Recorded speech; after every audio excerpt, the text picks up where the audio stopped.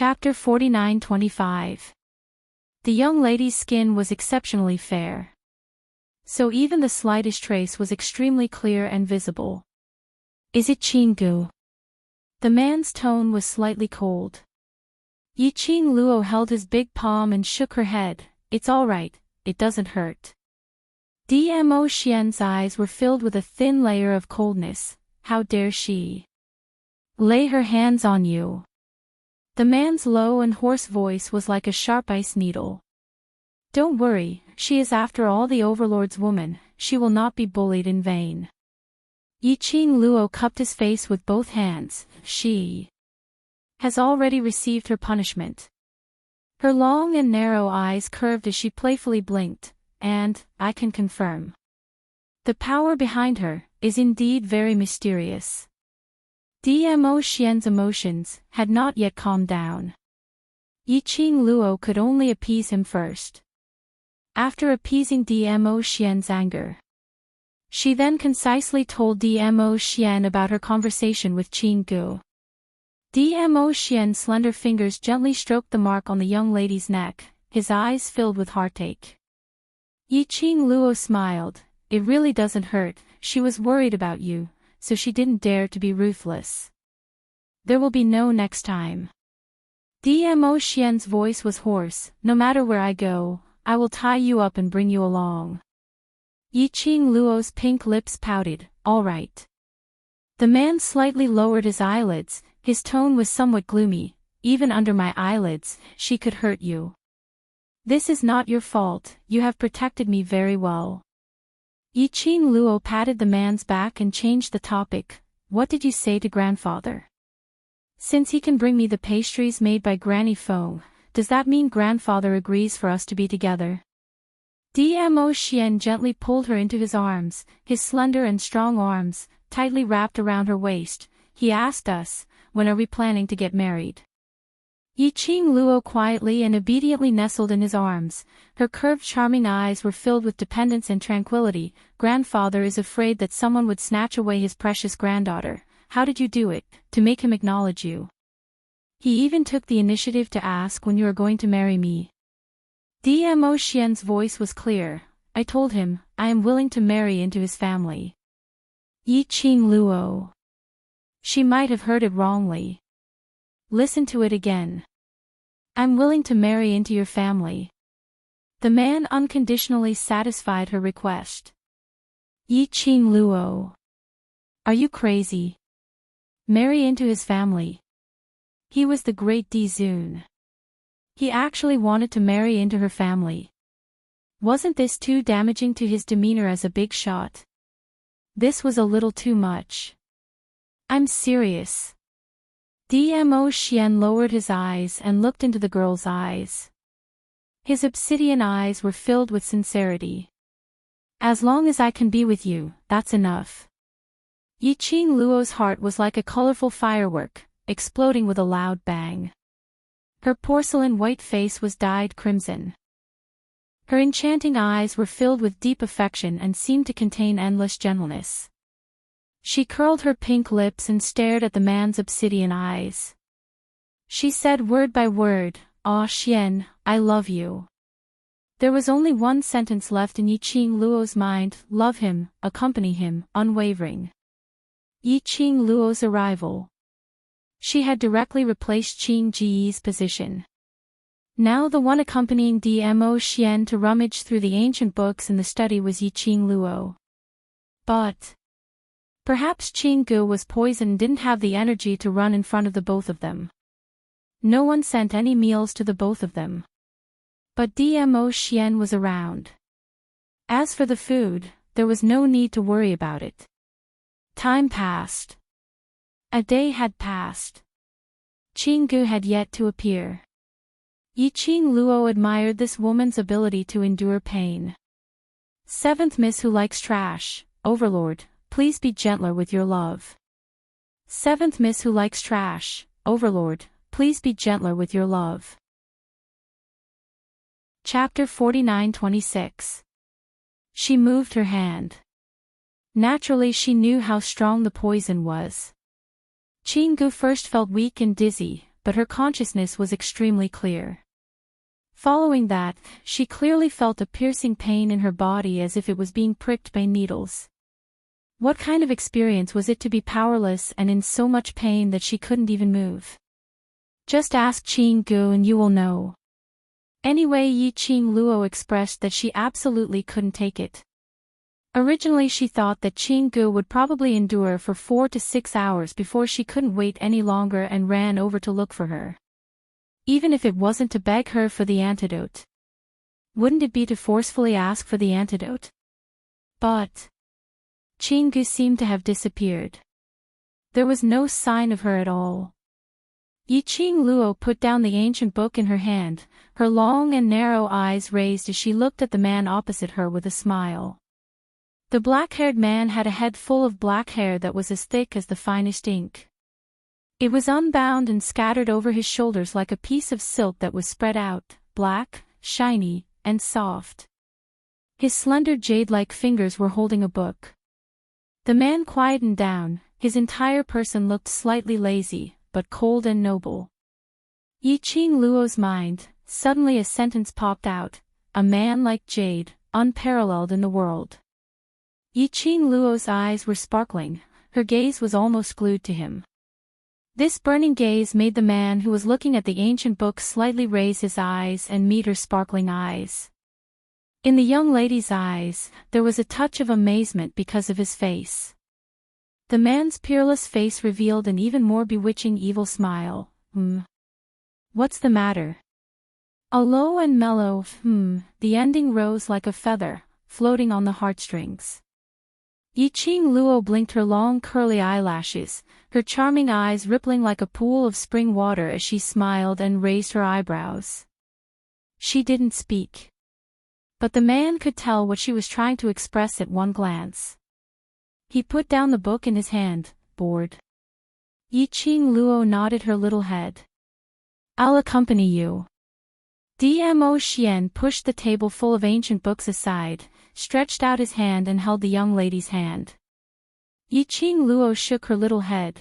No need to go through so much trouble, her room is just next door, you can slowly look through here, I'll just take a look secretly. To tell the truth, she was still rather curious. What kind of method did Qing Gu use to endure the poison of the needles? Anyway, it's next door. It was okay to sneak a peek. If he was discovered, he still had the teleportation secret technique. He did not panic at all. Dmo Xian also thought of this point and did not stop them. His slender, jade-like fingers pinched the girl's wound. His voice was low and deep as he warned, be careful. Don't mess around. Come back after you've seen it.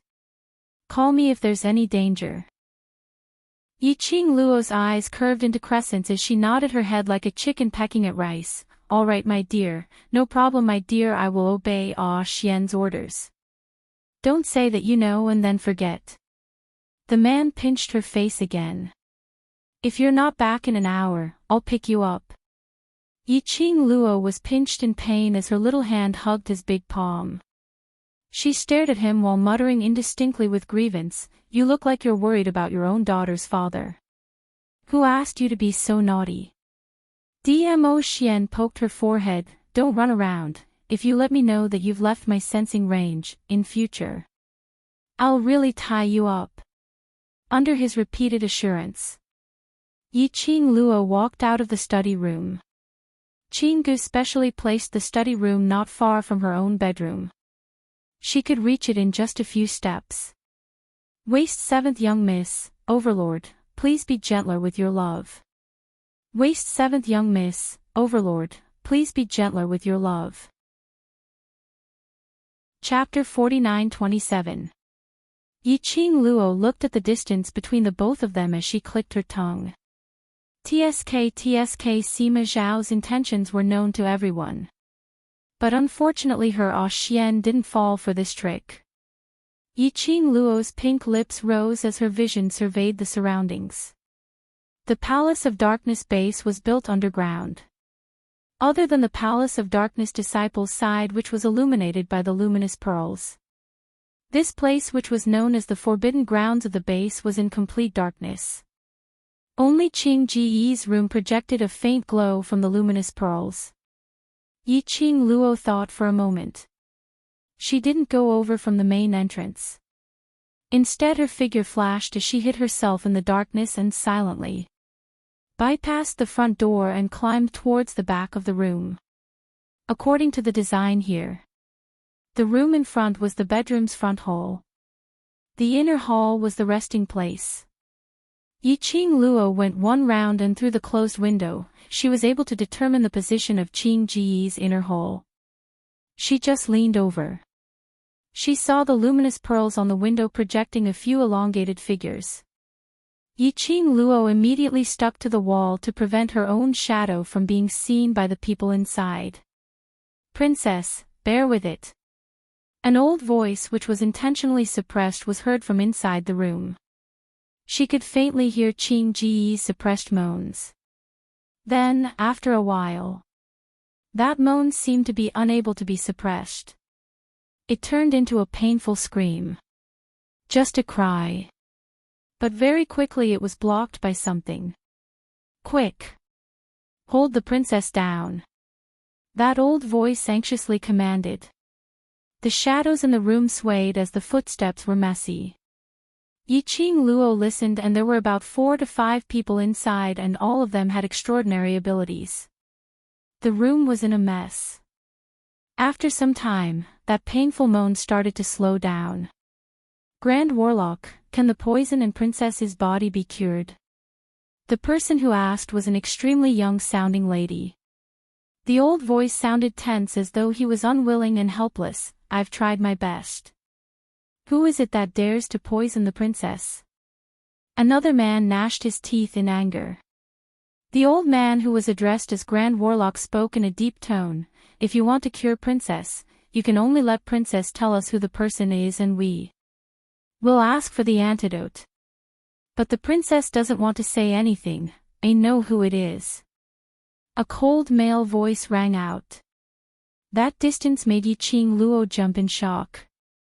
Because the voice came from right in front of her, very close to her. In other words, she and the man in the room were only separated by a window. "What the F***ck? Scared the hell out of me." Yi Qing Luo's body tensed up, not daring to move recklessly. "Who is Huan Tu?" the woman asked anxiously. The cold man's tone was very cold. "The princess was poisoned, but you are not willing to say who it is. There can only be one person, and that is, no." Qing Ji's hoarse voice spat out the words with difficulty. "Princess." When the people in the room heard the clear pigeon's voice, they immediately rushed forward with concern. Qing Gu warned him word by word. "Huan II, do not say anything. I will never bow down to her and ask for the antidote." He could hear it. Qing Gu was in extreme pain as she spoke.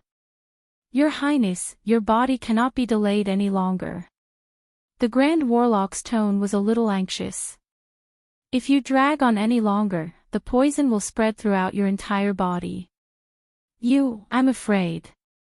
Your future days will be ruined." Qing Gu didn't say a word. The woman persuaded, "Your Highness, are you willing to spend your days in this way? Don't you want the position of Mirage King anymore?"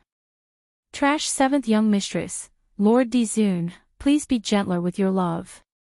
Trash 7th Young Mistress, Lord Dizun, please be gentler with your love. Chapter 49-28. Qing Ji's breathing stagnated for a moment as she spoke in a hoarse voice. "How can this poison hurt me?" "Your Highness, this poison." The Grand Shaman was a little ashamed. "I've only read about this kind of poison in the ancient books, but I have no idea what kind of poison it is and how to cure it." "Useless." Qing Gu reprimanded him sternly. "You can't even cure a useless poison. What qualifications do you have to be the Grand Shaman?" Qing Ji's words were full of anger, not leaving any face for the Grand Shaman. The Grand Shaman's face turned red, embarrassed and angry, and he didn't say a word. The woman quickly broke the deadlock and comforted her gently. Your Highness, you can't be angry now. Tell us, who is the person who poisoned you? I won't beg her, I can snatch it.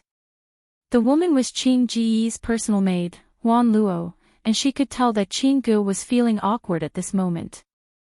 Snatch. Qing Gu snorted lightly, her tone was full of ridicule. Do you think you can snatch it? She was the one who suffered. Hadn't she thought of forcing Feng Qing Luo to take out the antidote? But that slut had the overlord by her side. With the protection of the overlord, no one could get close to that slut. What's more, it would alert the enemy. If the overlord found out the existence of the power behind her, the overlord would definitely investigate thoroughly. Isn't the person who poisoned the princess a useless person?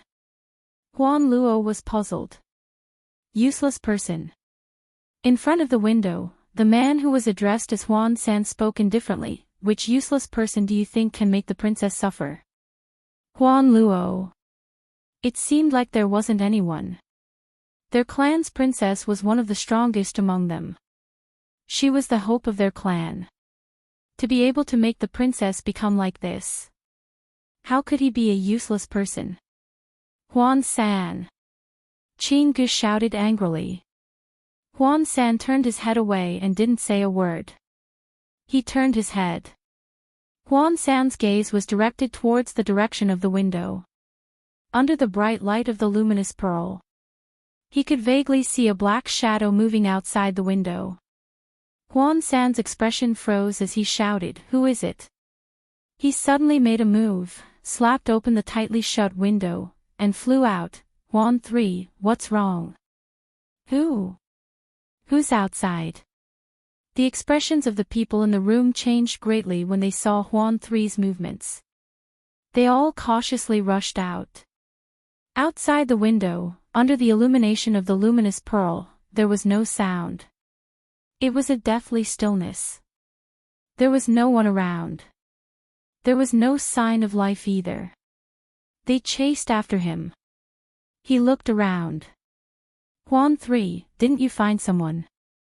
Why don't I see anyone? Someone asked. Huan 3's expression was cold. He furrowed his brows and looked around suspiciously. Just now.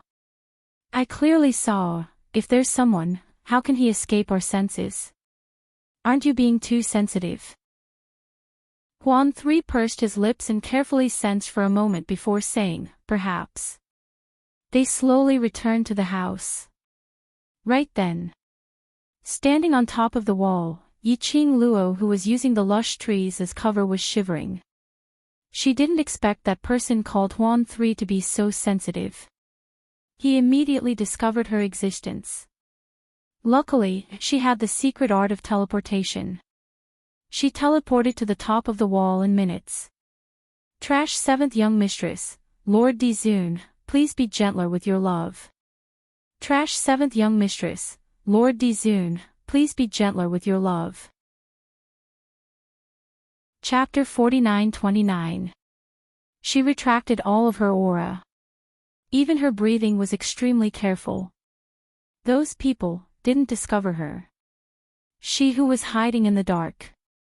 She even saw those people's looks clearly. That person called Huan San was dressed in black, his hair combed neatly, and there was a long sword by his waist. From his attire, he should be a secret guard. Behind him was a man and a woman, also dressed in secret guard attire, and a black-robed great sorcerer with white beard and white brows. But the most eye-catching thing was, it was the huge totem embroidered on those people's clothes. Like a bolt of lightning, or like a splash of ink, the edges outlined a dreamlike ripple. That totem was very unfamiliar. Yiqing Luo had never seen it before. She memorized the shape of the totem in her mind. Later on, she would copy it for Xian to check on it. Through the broken window, the few people in the house had already disappeared without a sound. Leaving behind Qing Gu, who was lying on the bed with a face full of pain, her body twisting slightly. Yi Qing Luo originally wanted to see if this Qing Gu had really found the way to cure the poison. She was so stubborn that she didn't come to beg her. Now she saw it. Yi Qing Luo had no interest to stay any longer. She retracted her gaze and flipped down from the wall. The moment her feet landed on the ground, her pupils constricted, and the expression on her face darkened a little. Her feet moved and her petite figure retreated swiftly in the darkness. Following that, she turned her head and looked behind her alertly. In the darkness, a tall figure was faintly discernible. Yi Qing Luo's heart tightened slightly. There was indeed someone. She had been discovered. She squinted her eyes slightly as her vision wandered around, calculating the time she left the other party's sight. But that figure's sleeves were like floating clouds, reflecting into her eyes. Yi Qing Luo's vigilant expression instantly disappeared. She frowned and asked uncertainly, "Zhu Wu Axian?" Yi Qing Luo. In the darkness, the man's cold and slightly hoarse voice rang. Indeed, it was Zhu Wu Axian's voice. Not knowing if it was because she recognized Zhu Wu Axian, or for some other reason, she poked at Zhu Wu Axian's sore point. The man's usual cold voice carried a hint of a smile. "What are you doing here?" Yi Qing Luo didn't answer his question, but instead asked back, "Why are you here?" "I saw that you were here, so I came over," Zhu Wuxin replied indifferently. His gaze fell on the wall. "This is the direction of Qing Dove's room." Yi Qing Luo replied unhurriedly, "Know yourself and know your enemy, and you will emerge victorious in every battle. I'm here to take a look, this woman who has the guts to covet my man, what's so worthy for me to guard against?" Zhu Wu Axian walked towards Yi Qing Luo from the darkness. His eyes were especially black in the darkness. As though towards Yi Qing Luo's reply, there wasn't much feeling or reaction. Yi Qing Luo's gaze looked downwards at his chest. "Your injury. Worried about me?" Before she could ask, Zhu Wuxin had already interrupted her. The man's tone was somewhat joyful. Yi Qing Luo pursed her pink lips slightly, her gaze was calm. "Your injury, after all, was inflicted by me." The joy in Zhu Wu Axian's eyes didn't diminish. "For you to ask this, it means that you're still concerned about me." Yi Qing Luo took a deep breath, as she couldn't be bothered to tell Zhu Wu Axian clearly that she wasn't concerned about him. Anyway, Zhu Wu Axian wouldn't listen at all. She directly turned around, preparing to leave. "Don't you want to know Qing Dove's identity?" Behind her, the man's tone was indifferent, but the words he said made Yi Qing Luo's footsteps suddenly halted. "Seventh Miss who likes trash, Overlord, please be gentler with your love." "Seventh Miss who likes trash, Overlord, please be gentler with your love." Chapter 49-30. Zhu Wu Axian knew Qing Ji's real identity. He would say this out loud. This meant that he also knew. She already knew that there was a hidden powerhouse behind Qing Gu. Yi Qing Luo's eyes sunk as she turned back to look at Zhu Wu Axian's eyes. "Since when have you been following me?" Zhu Wuxin must have seen what had happened in the clear pigeon house. So he was watching her from the dark. She secretly peeked at Qing Gu. But she didn't know that she was also being secretly peeked at. Indeed, she would have to pay for what she did sooner or later. Shivering. It scared her to death. "Not long ago." Zhu Wu Axian said calmly, "That's not important. What's important is. If you want to know, I can tell you." Yi Qing Luo didn't move and there wasn't much change in her expression. No need. She didn't want to accept any goodwill from Zhu Wu Axian or any help from him. Otherwise it would become more and more troublesome. Anyway, towards the mysterious powerhouse behind Qing Gu. She wasn't in a hurry to find out. Anyway, even if she knew what kind of powerhouse the mysterious powerhouse was, she couldn't do anything now. The longer it drags on, the more troublesome it will be. Zhu Wuxian's eyes dimmed for a moment, but he continued, moreover. Even if you want to investigate, you won't be able to find anything. With Xian around, there's nothing I can't find. Yiqing Luo's pink lips curled as her tone was obviously distant. Master Zhu, I don't need your help. Thank you for your kind intentions. She said that, and without any hesitation, she stepped into the darkness. She didn't even turn her head back. Ha! A strange light ridicule sounded in the darkness. A figure walked out from the darkness. That figure stood behind Zhu Wuxian as his voice was sinister and sinister. Pavilion Master, have you given up? Zhu Wuxian stood at his original spot, not saying a word. The black shadow chuckled again, a chilling chuckle. No matter how much you try to express your feelings, she doesn't love you, and she won't be willing to accept any of your feelings. Pavilion Master, don't tell me you still don't understand. Because she doesn't love you, she can hurt you unscrupulously, trample on your heart, treat you like a dreadful beast, and avoid you like a fly. Your nearness to her is a great annoyance. The black shadow's words were like needles stabbing into the most painful part of Zhu Wuxian's heart. Even Zhu Wuxian's frosty expression changed slightly. The black shadow slowly walked closer to Zhu Wuxian and said in a low, bewitching voice, Pavilion Master, previously, about the deal I discussed with you, you can carefully consider it. Bang! Zhu Wuxian waved his hand. Rays of profound light shot out. The shadow in front of him was split into two halves. However, there was no blood. Thick yin qi spread out from the black figure.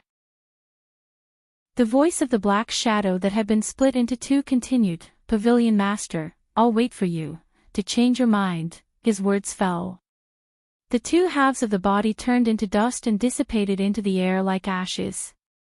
When Yiqing Luo returned to the study room, Dmo Xian was still sitting in front of the table flipping through the ancient books. Hearing the sound, he raised his head and looked at the young lady. His obsidian black eyes were filled with gentleness and pampering. Have you played enough? Almost went overboard. Yiqing Luo patted her chest exaggeratedly as she leaned towards Dmo Xian. Guess what I saw at Qing Ji's side? The young lady's mysterious look made Dmo Xian's eyes smile.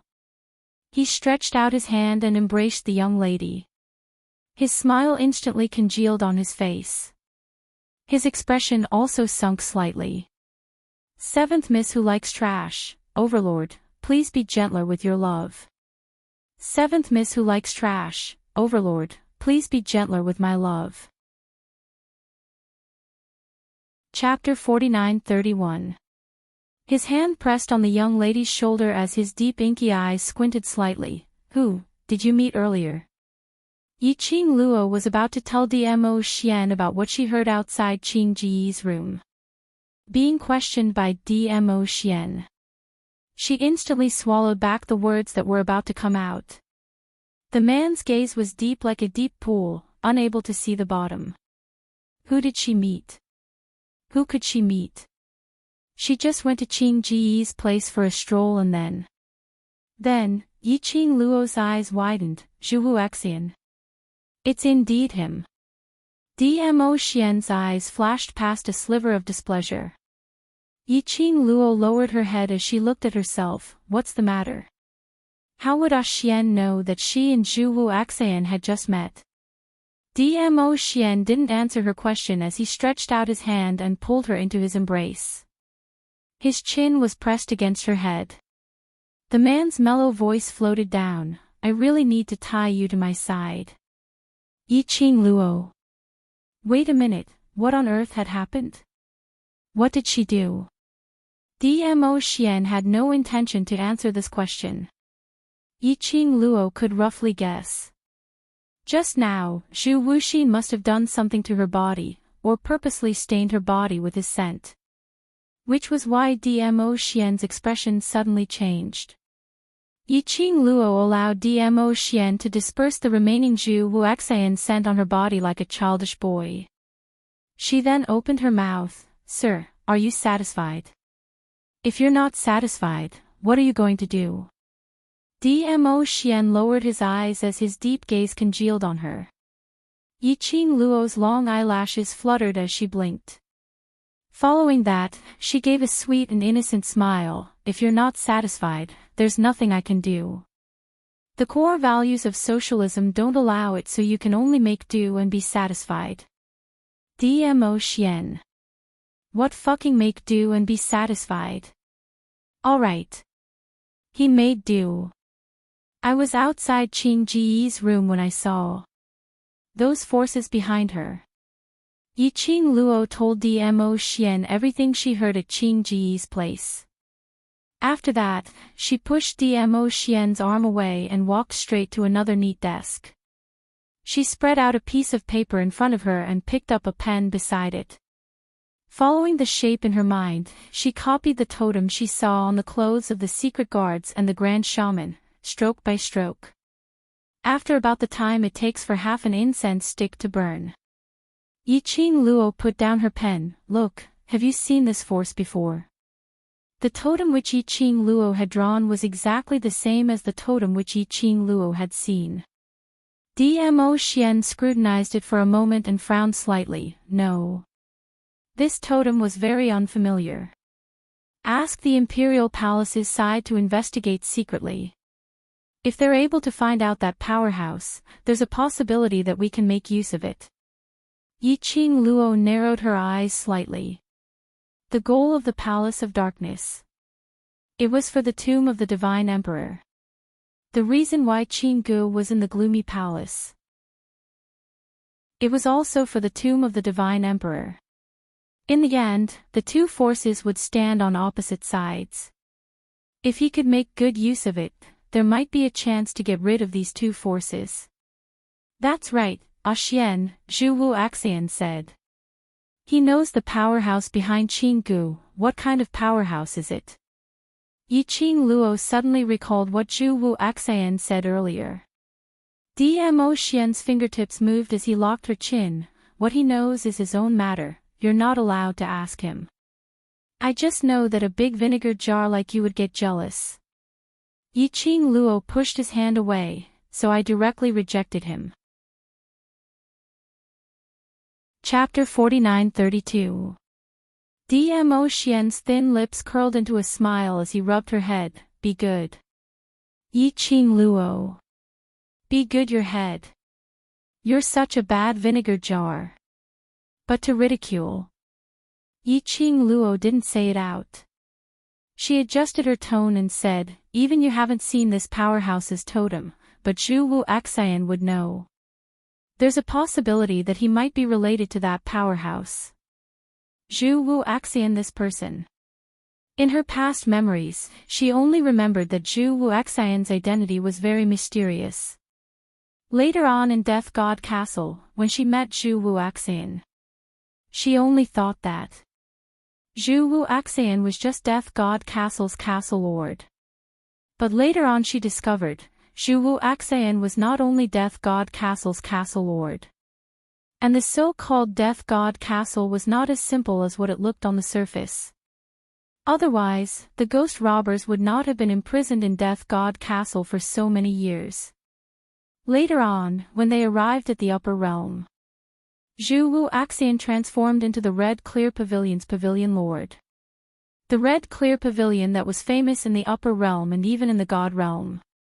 And he was able to collaborate with the people behind the Nether Palace. And casually cut off the collaboration. And he wasn't afraid of the people behind the Nether Palace taking revenge. Zhu Wu Axian's identity, thinking in this way, wasn't that simple. Yiqing Luo's eyes deepened. Don't think about him. Dmo Xian cupped her face as his tone became heavier, as though he was unhappy. I will investigate, there's no need to ask him. Yes, I will, my lord husband. A vinegar jar was indeed a vinegar jar. This totem. Suddenly, Yiqing Luo felt a scorching sensation on her wrist. Following that, she saw a light figure floating out. That figure was faintly discernible in the darkness. It was in a translucent state. Old man Song, what's the matter? Yi Qing Luo immediately looked at that floating figure. You've seen this totem before. Old man Song walked several rounds around the totem which Yi Qing Luo had drawn on the study table. I seem to have seen it somewhere.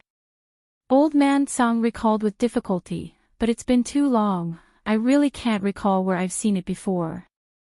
Vaguely, he felt that this totem looked familiar.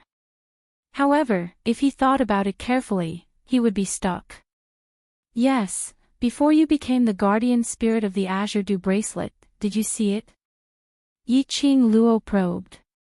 After Old Man Song became the guardian spirit of the Azure Dew bracelet, he had slumbered for over 10,000 years. If he had seen it before, this also meant that the history of this force was comparable to the Feng family. That was a force even more ancient than the so-called Palace of Darkness. Old Man Song nodded his head without hesitation. Yes, I only have a vague impression of it, but I'm not too sure if this totem is the same as the one in my memory.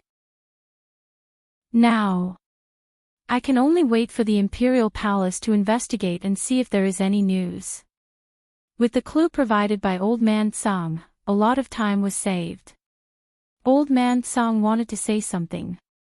He suddenly looked out the door. The smoke-like figure immediately followed Yi Qing Luo's wrist and drilled into the Azure Dew bracelet. Someone. Yi Qing Luo's gaze swept towards the room door. His gaze fell on the table again, on the paper with the totem drawn on it. If this totem was discovered by Clear Pigeon, that would be alerting the enemy. Yi Qing Luo's eyes sunk, her slender white hand immediately grabbed that piece of paper. At the same time, the study room's door was suddenly opened by someone. A white robe fluttered, incomparably frail woman, supported by a maid, stood at the door. Seventh Miss Who Likes Trash, Overlord, please be gentler with your love, everyone please collect. Seventh Miss Who Likes Trash, Overlord, please be gentler with your love, hit me. Chapter 49-33. Qing Ji's face was as pale as a piece of paper, with beads of cold sweat on her forehead. The maid beside her was the lady named Huan Luo. Overlord. Qing Ji's weak voice was soft and powerless. That look, coupled with that voice. It was a pitiful painting of a beauty. After all, Qing Gu had always been elegant and dignified.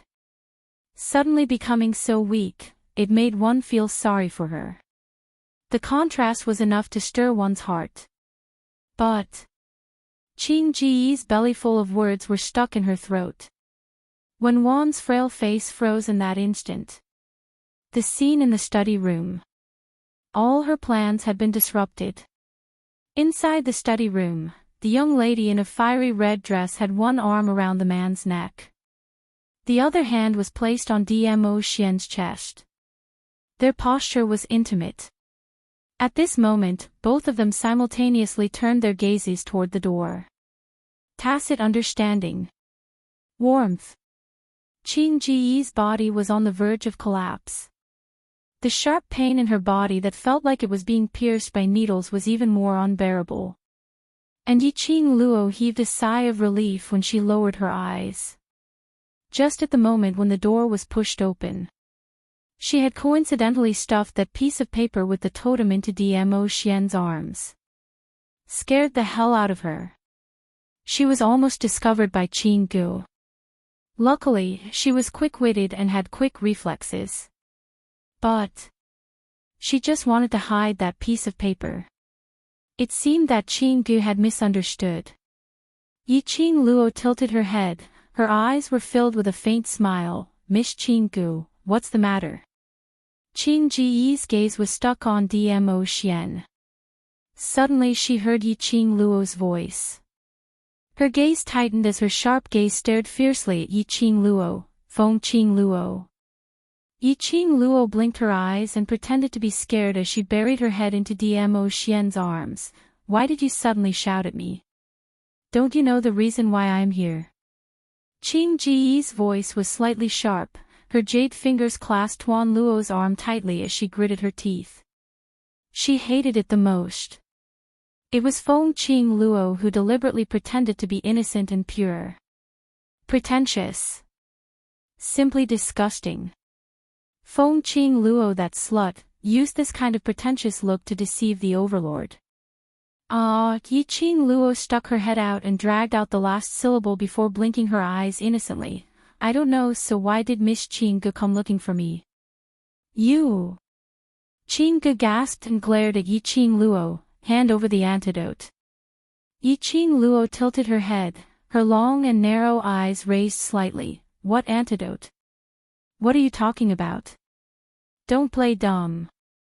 Qing was so infuriated that she almost died on the spot. She turned to look at Di Mo Xian. Overlord, I didn't hesitate to betray his lordship to work for you. Don't tell me you're going to allow Miss Feng to treat me like this. At the end of her sentence, her voice trembled. It was as if he had suffered a great grievance. Di Mo Xian had yet to speak. Yi Qing Luo moved and stood in front of Di Mo Xian, raising her brows at Qing. What did I do to you? You poisoned me. Qing spat out word by word through gritted teeth. After she finished her words, her entire body trembled slightly, as if the pain was spreading throughout her body. Huan Luo's arm was scratched till there were red marks. She looked at Yi Qing Luo with heartache. Miss Feng, quickly hand over the antidote.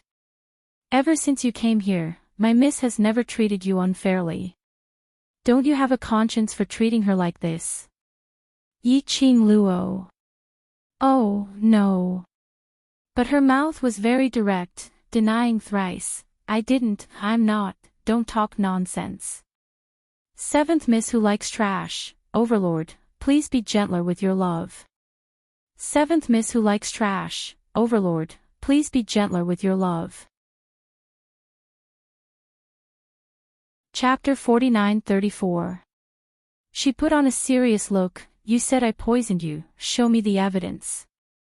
Anyway, there was no evidence. On what basis did she say that she was the one who poisoned her? Qing had not expected Yi Qing Luo to deny everything. She was so angry that she almost died on the spot as she gritted her teeth and stared at Yi Qing Luo. Feng Qing Luo, you, how could you be so shameless? Yi Qing Luo's face sunk slightly as her half-squinted eyes congealed a cold arc. Miss Qing, if you don't have any evidence, don't spout nonsense. Her pink lips curled slightly as the chill in her eyes deepened. What evidence do you have to prove that I have poisoned you? If you can't show me the evidence, can I assume that Miss Qing is trying to attract my man's attention and intentionally slandered me? Not only did she refute in a serious manner, she even put on a high hat on Qing Ji's head. Qing Ji's face contorted slightly as she looked at Yi Qing Luo's serious face of denying and intentionally making her hate. Her eyes turned red. A slut is a slut. She actually played this trick. In front of the overlord. All kinds of innocent and pure. But when facing her alone, she knew how to stretch out her sharp claws. This slut relied on this kind of pretentious method to cheat the overlord's trust. Miss Feng. Huan Luo had not expected this eldest miss of the Feng family to be so difficult to deal with. She looked at the princess who was trembling in pain and pursed her lips tightly. What you want, is Miss taking the initiative to ask you for the antidote. Now that Miss is here, what else do you want to do? Miss Feng, for the sake of the overlord, if you hand over the antidote now, this matter, we will let it go. Huan Luo's tone was neither servile nor overbearing. Not much emotion could be heard from it. But every word and sentence was filled with an overbearing boldness. Yi Qing Luo covered her mouth as she laughed softly. Her melodious laughter was as melodious as a silver bell. You guys are really funny, how do you put it? It seems like I'm the one who forced Miss Qing to look for me. What's in it for me if she comes looking for me? Huan Luo took a look at Dmo Xian and saw that from the start till the end, the man had not revealed any trace of emotion. She gritted her teeth and said, because you deliberately wanted my young miss to lower her head to you, please. I can satisfy your vanity in front of His Majesty. When Yi Qing Luo heard that, she giggled, then, as she lowered her head. Are you begging me? Huan Luo was speechless. Lower my head. How could he lower his head? Qing Gu was a high and mighty princess. How could he lower his head to a slut? Not to mention, begging her. Yi Qing Luo seemed to have seen through Huan Luo's thoughts from her expression. She tilted her head and smiled sweetly like a flower. So, now you admit that you're slandering me. Huan Luo still wanted to say something. But Qing Gu grabbed his wrist. Qing Ji's face was pale, and the cold sweat on her forehead slid down her face. Her breathing was heavy as she gasped for breath. She said word by word, to put it bluntly, you just want to see me make a fool of myself. After she finished her sentence, she gasped even harder, as though it was extremely strenuous. She shut her eyes tightly and opened them again. No matter what we do, you can't possibly. Give me the antidote. Yi Qing Luo's slender jade-like fingers held her chin, her long and thick lashes fluttered like butterfly wings, her smile was still that innocent and harmless. You've seen through me. Chapter 49-35. The young lady's fingers moved slightly and pressed against her pink lips as she blinked her eyes exaggeratedly.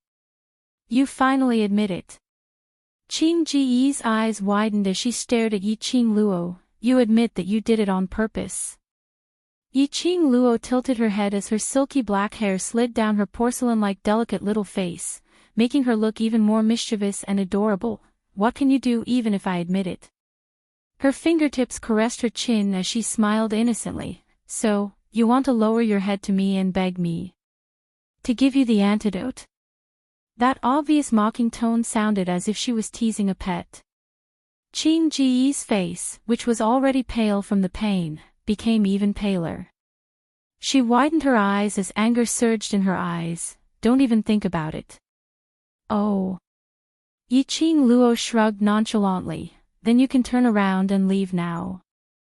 This is my place. Qing Gu was so angry that her face started to turn red again. The redness on her pale face gave her a strange feeling. Qing Gu felt a fishy sweetness in her throat as if something was about to gush out. She forcefully suppressed it and turned her gaze to Dmo Xian. Overlord, you heard it. Miss Feng admitted that she was the one who poisoned me. Now, she should be able to see the true face of this seemingly harmless slut. Overlord, I am wholeheartedly only for you. Qing Gu continued, I tried my best to help you, to achieve your wish. But she treated me like this. Dmo Xian's deep inky eyes glanced at Qing Gu indifferently. His emotions were indifferent and she couldn't tell what he was thinking. But the man's large palm was still wrapped around the young lady's waist, which gave Qing Gu a bad premonition. It doesn't matter whether she is the one who poisoned me or not. The man's mellow voice was deep and husky. What's important is what she wants. The man's beautiful lips curled into an ambiguous arc. If she wants to kill someone, I will hand over the knife. Qing Ji's pupils suddenly contracted. Leaning on Huan Luo, she couldn't help but stagger a few times. The meaning of the overlord's words was obvious. Whether this poison was from Feng Qing Luo or not, he would always stand on Feng Qing Luo's side. Overlord. Qing Ji's voice was a little hoarse, as if she was about to cry. How could you do this, heartless? Yes. This man, other than Feng Qing Luo. It was so heartless that it was as if he had no feelings at all. No matter what she said, no matter how pitiful she was, he didn't even flinch. If she wants to kill someone, I'll give her the knife. She killed someone, and he gave her a knife. The high and mighty Di Zun, who was like a god, he was cold to others and had an unapproachable temperament. Actually, he was not cold at all. However, all the gentleness was given to Feng Qingluo alone. There seemed to be a whirlpool in Qing Ji's eyes, churning continuously. Her thoughts were buried under the boundless whirlpool. Sooner or later, she would take Di Zun's gentleness. Sooner or later, she would get the Overlord, and let Feng Qingluo see with her own eyes how the Overlord would give all his gentleness to her. A flame of excitement flashed across Qing Dove's eyes. She clasped Huan Luo's arm tightly, gritted her teeth and spat out a word with difficulty, "Go." To make her lower her head to Feng Qingluo. Absolutely impossible. Especially after being teased by Feng Qingluo. TSK. You really have a backbone. Yi Qingluo clicked her tongue and praised insincerely. Chapter 49-36. The pigeon paused for a moment. It looked like he stumbled. Yi Qingluo's brows rose slightly, as she smiled and snuggled into Dmo Xian's arms, as she pretended to speak indifferently, backbone, or life, which one is more important? Ah Xian, what do you think? The man slightly lowered his eyes as deep as the sea, reflecting the young girl's sweet smile. His eyes darkened. His beautiful lips were thin and his voice was elegant and mellow. You are more important. Sudden words of love. It made Yi Qingluo's maiden heart restless.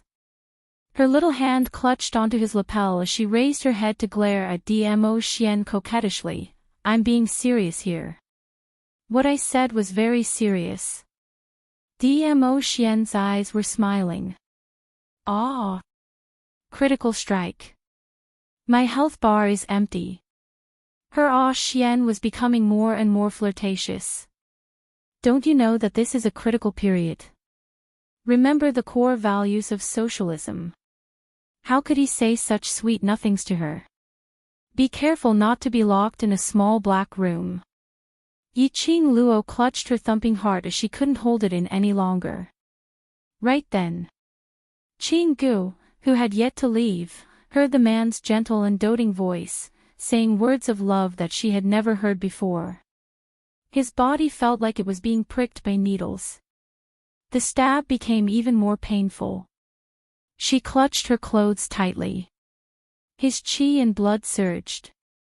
In the next instant, his vision turned black. Then, he lost consciousness. Miss! Young miss! Huan Luo shouted in panic. The forbidden area of the Palace of Darkness was always quiet. Huan Luo's voice could be heard. This attracted the attention of the disciples of the Palace of Darkness. Very quickly, they rushed over in an orderly manner. Miss Huan Luo, what happened? The leader of the secluded Darkness Palace disciples shouted from outside the forbidden area. Huan Luo took a look at Dmo Xian and Yi Qingluo, and looked at the unconscious Qinggu in her arms. She bit her lips and carried Qinggu out of the study room in quick steps. Yi Qingluo and Dmo Xian exchanged glances. The girl's pink lips curled up slightly. Looks like we can't stay here anymore. It's all right. Dmo Xian wrapped his arm around her slender waist. I've already found what I wanted to find. Yi Qingluo raised her eyes. Since you found it, why are you still staying here for? Because you're naughty. The man's voice was light, but it was full of affection. Yi Qingluo.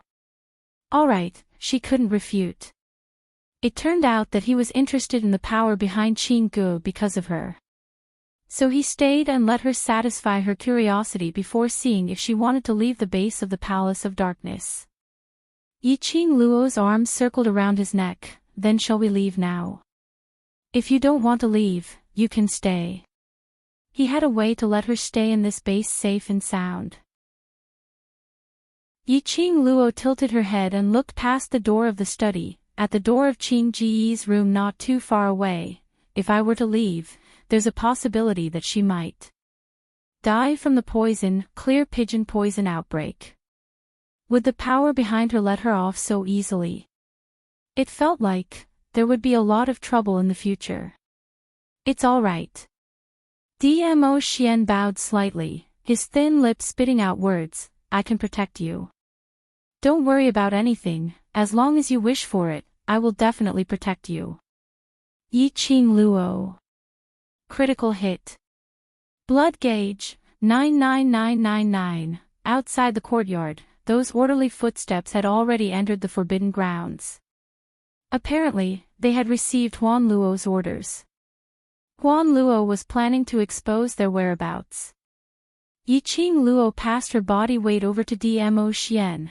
Before we leave, I still want to go to a place. Seventh young miss who likes trash, Overlord, please be gentler with your love. Seventh young miss who likes trash, Overlord, please be gentler with your love. Chapter 49-37. The decorations were exquisite and dazzling, with numerous toys and food, just like a children's paradise in the room. The little one was staring blankly at the candied haws in her hands. That delicate and adorable little face did not have the innocence and joy of a child, but was filled with melancholy. Her delicate brows were tightly knitted into a bundle. After staring at the candied haws for a long time, the little one suddenly threw the candied haws onto the ground. A liar who deceived this princess, just a scoundrel. This princess needs to worry about him. After roaring this sentence, the little one stepped hard on the candied haws again. This princess will not forgive a liar who deceives me. But, after a few steps, the little one seemed to have lost all her strength, as she stopped her stomping action and sat on the ground weakly. Her bright and beautiful big eyes stared at the candied haws which had been stepped on. Suddenly, she started to cry. This cry had just started. She heard a clear and melodious voice ringing in the room. How much does Princess Ling Long miss Cici? So much that you're crying. The little one's cries stopped abruptly, as her beautiful eyes widened and looked around vigilantly. Who's there? Inside the room, two figures appeared silently. A fiery lady, dressed in a fluttering red robe. A black-haired man in black robe was like a god. Ling Long's exquisite little face turned slightly pale, as she stood up abruptly and took a step back. You, who are you? What are you trying to do by barging into this princess's room? Her face was filled with vigilance. How did you find out about this princess's room? Are you trying to kidnap this princess as a hostage? Yi Qing Luo. This little one knew quite a lot. Her pink lips parted as she released Dmo Xian's waist and walked slowly towards the little one. Then, Princess Ling Long. Do you want to be my hostage? Ling Long's little face turned pale again. Then she turned around and wanted to run. But the little one who had stepped on the candied haws earlier. He turned his head and ran. Bam! Her feet stuck to the ground and she fell onto the ground. The elegant and classy Princess Ling Long fell flat on her face. This scene was a little awkward. The little man's face was red as he struggled to get up from the ground. However, the stickiness under her feet made it impossible for her to stand firmly. He cut a sorry figure. Ling Long struggled and her eyes immediately turned red. He simply sat on the ground and refused to move. At this moment, a slender and fair little hand stretched out in front of her. Ling Long was startled. She looked up and saw a coquettish face. At this moment, the face was looking at her with a gentle and harmless smile. For some strange reason, Ling Long extended her hand into that fair hand. The warm touch caused the little girl's heart to tremble for a moment. Until he was pulled up by someone. Ling Long was still in a daze. Princess Ling Long, can I ask you a question? Yi Qing Luo didn't let go of her hand, but slowly squatted down and looked at the little girl at the same level. Ling Long was still a little confused. What? You should have heard that there's news from the Forbidden Land.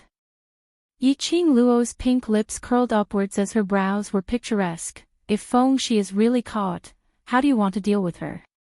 The young lady's voice was very gentle. Like a clear spring, it flowed past Linglong's heart, soothing the restlessness in her heart. How to deal with Fengxi? Linglong's eyelids drooped down slightly as her voice sounded a little tense. He lied to me and made use of me. If he is caught, I want him to taste the most severe punishment from my secluded palace. Chapter 49-38. The little girl's every word seemed to be squeezed out from the gaps of her teeth. But in the end, all her imposing manner was extinguished at this moment. She drooped her head as her eyes turned red and her crisp childish voice sounded choked. I originally thought so, but. She waved Yiqing Luo's hand away as she hugged her head with both hands, but I don't want him to be caught. Linglong ultimately couldn't resist the true desire in her heart. She should have hated Fengxi. But the moment she thought of Fengxi's smiling face and the way Fengxi called her Linglong, she couldn't raise any bit of hatred. That was her first friend. The first one whom she sincerely wanted to befriend. Even if he lied to her, she didn't want anything to happen to him.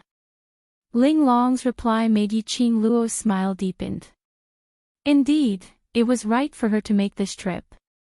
She didn't misjudge Linglong. Yiqing Luo took out a handkerchief and gently wiped away the tears on Linglong's face as she spoke in a gentle voice. Actually, when Fengxi left here, she left something for you.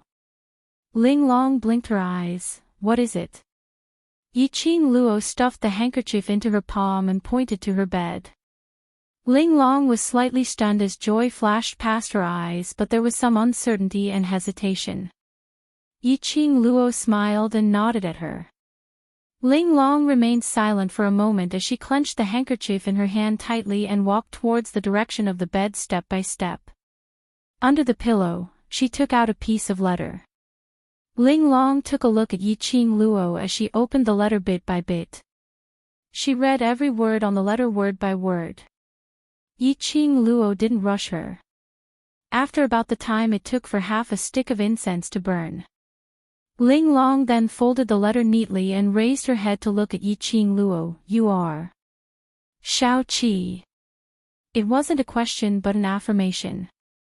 Yiqing Luo had no intention to hide. Did you see through it, or was it said in the letter? Earlier, when you stretched out your hand to me, I vaguely guessed it. Linglong pursed her lips. So, you pretended to be Shao Qi to bring Cici away? Yes. Yiqing Luo admitted straightforwardly. Secluded Palace's motive for capturing Cici isn't simple. It's too dangerous for Cici to stay here. I understand. Linglong looked at the letter in her hand. Knowing that he isn't lying to me or using me is enough. Yiqing Luo smiled. I think Cici also doesn't want you to misunderstand her, so I made this trip. She paused for a moment before continuing. Cici is very safe now. You don't have to worry. Cici, he has already left this place, right? Linglong's distinct black and white beautiful eyes looked at Yiqing Luo without blinking, as though she had made some sort of decision. Yiqing Luo nodded her head. Linglong clenched her tiny fists tightly. Then, he stuffed the letter into his pocket. He raised his hands and stretched it out in front of Yiqing Luo. Shao Qi, catch me. Yiqing Luo. What kind of operation was this? I'll be your hostage, bring me out of this dark place.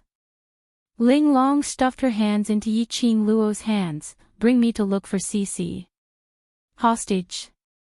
Your Highness, are you serious? Wasn't this train of thought a little too fast? I'm the most pampered princess of Secluded Palace. As long as I'm in your hands, they absolutely won't dare to touch me. You can use me as a hostage and leave this place. Chapter 49-39. Little Princess started to analyze the reason for Yiqing Luo. Yi Qing Luo. This child was rather smart. She actually volunteered to be a hostage. But she didn't need a hostage to leave this place. But looking at Linglong's determined eyes, she looked as though she was volunteering to be a hostage. Yi Qing Luo really couldn't bear to reject her. She turned her head and looked at Dmo Xian. The black-haired man's thin lips curled slightly as his gaze was filled with love. As though he was saying, "You decide. Then, take the hostage away." Linglong volunteered. Moreover, Fengxi should also want to see Linglong. A child's friendship was very pure. It wouldn't be mixed with too many interests and complicated relationships. Yi Qing Luo didn't wish for Fengxi to lose a friend like this. And she indeed had some selfish motives. Over at the secluded palace, they respected and protected Linglong. It was enough to prove that the mastermind behind the secluded palace valued Linglong. If Linglong was in her hands, at least she would have some advantage. If the mastermind behind the secluded palace wanted to snatch Linglong back, they would definitely give themselves away. The two of them brought along a child as they silently headed towards the exit. The secluded palace's base exit was only the Jiang family's aristocrats' dungeon. It was heavily guarded by the secluded palace's disciples. Dmo Xian could come and go as he pleased. Yi Qing Luo was still considering if she could use the blink movement's secret art to leave silently. Then, her arm was grabbed by someone and her wrist was placed across a fair and slender neck. Linglong shouted, "I'm a hostage.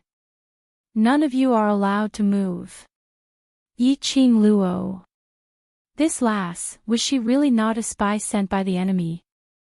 Linglong's roar. Instantly the secluded palace's disciples who were guarding the entrance stared over in alarm. Yi Qing Luo. She could only hold Linglong as she walked out from the dark. Linglong was still trying her best to display her acting. "None of you are allowed to move. Once you move, she will kill me. If I die, all of you will be buried with me. I am father's most beloved princess. If anything happens to me, all of you will die." Yi Qing Luo didn't know how to ridicule. Most importantly, the Nether Palace disciples actually believed it. Secluded Palace's disciples were all filled with vigilance and worry as they stared at Yi Qing Luo in panic. "Miss Feng, quickly let go of our princess." How much did his lord value Princess Linglong? They knew better than anyone else. Usually, if Princess Linglong were to knock herself against the wall, she would be punished with the lives of a large group of servants. If they allowed Princess Linglong to become a hostage and even get injured, just the thought of the consequences sent shivers down his spine. The secluded Darkness Palace disciples were so frightened that they didn't dare to move. Yi Qing Luo. This was probably the common saying, being overly concerned would cause confusion. She didn't have any room to play. The man in her arms tugged at her sleeves and whispered, "Let's go now." Yi Qing Luo locked Linglong's neck as she slowly walked out of the underground prison's entrance. Mr. and Mrs. Jiang also arrived with hundreds of secret guards. It was a pincer attack. But because Linglong was held hostage in Yi Qing Luo's hands, from time to time, he would even shout and scream. Yi Qing Luo had a smooth journey as she brought Linglong and left the Jiang family's aristocratic residence. In the dark, Yi Qing Luo put Linglong down. The secluded palace's disciples and Jiang aristocrats' secret guards were searching everywhere. Linglong delightfully curled her cherry lips. "I'm still the smarter one." Chapter 49-40. Yi Qing Luo leaned against the wall and sighed softly. "You're smart, but have you ever thought about my identity as Feng family's Missy? Will they let us off?" Linglong's complacent smile froze bit by bit. She lowered her head. Did I get into trouble?" "Yes, so remember this lesson. Yiqing Luo patted her head. In future when you think of problems, you need to think more comprehensively and consider all the consequences. Ling Long's head lowered even more guiltily. If you know guilt, then remember what I said. Yiqing Luo pulled her wrist. Things have already developed to such a stage, you can only be a hostage and follow me back to Feng family. Ling Long nodded. After a while, Dmo Xian came looking for them. The three of them headed towards the Feng residence. They just reached the Feng residence. As expected, they saw the secluded palace's disciples and the Jiang family's secret guards guarding outside. But they were just loitering outside and had no intention to barge in.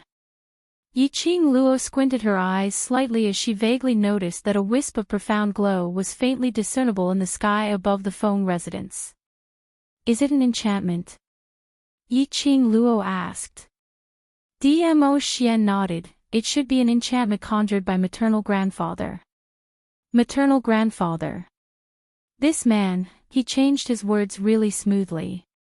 The three of them avoided the secluded palace's disciples and approached the Feng residence from the side door. Yiqing Luo was still thinking of ways to send a message out for her maternal grandfather to fetch her. Dmo Xian held her little hand and pressed it on the barrier of the enchantment. The moment her fingers touched it, the profound glow shot out. The three of them entered the Feng residence. Feng family's bloodline can enter. Dmo Xian explained. When Yiqing Luo and the rest entered, Feng family's patriarch who had set up the enchantment naturally sensed it. When Yiqing Luo pulled Ling Long to the main hall, Feng family's patriarch had already welcomed them. Little Luo, are you all right? The old man's eyes were red as his trembling hand stretched out towards Yiqing Luo. Yiqing Luo hugged her maternal grandfather and said softly, I'm all right, look at me, haven't I come back safe and sound? The old man pulled Yiqing Luo and sized her up for a while until he was sure that Yiqing Luo indeed had no injuries on her before he was assured. It was at this moment that he noticed Dmo Xian who was standing not too far away. Xiao Xian is here too. Come here. The old man's eyes lit up as he beckoned to Dmo Xian. Yiqing Luo. What kind of name was that? But when he saw Dmo Xian obediently walking to his side, allowing Patriarch Feng to pat his shoulder, listening to the old man's brainwashing greeting, little Xian is little Xian, grandfather handing little Luo over to you was indeed the right choice. Fortunately, you were there, so she was safe. Thank you grandfather for your trust. I've said it before. I will protect Lil Luo, well. Dmo Xian gave a courteous smile. Good boy, grandfather has always believed in you. Feng family master patted his shoulder again, and his eyes were full of joy. Yiqing Luo, she had no idea what had happened between Grandpa and Xian while she was away. But Grandpa liked Xian so much. She didn't have to worry about how to make her family accept Xian's existence. This is. After Master Feng was excited for a while, he saw the beautiful little girl standing aside and looking around curiously. Yiqing Luo was about to answer. But she heard a crisp little voice coming from not too far away, Ling Long.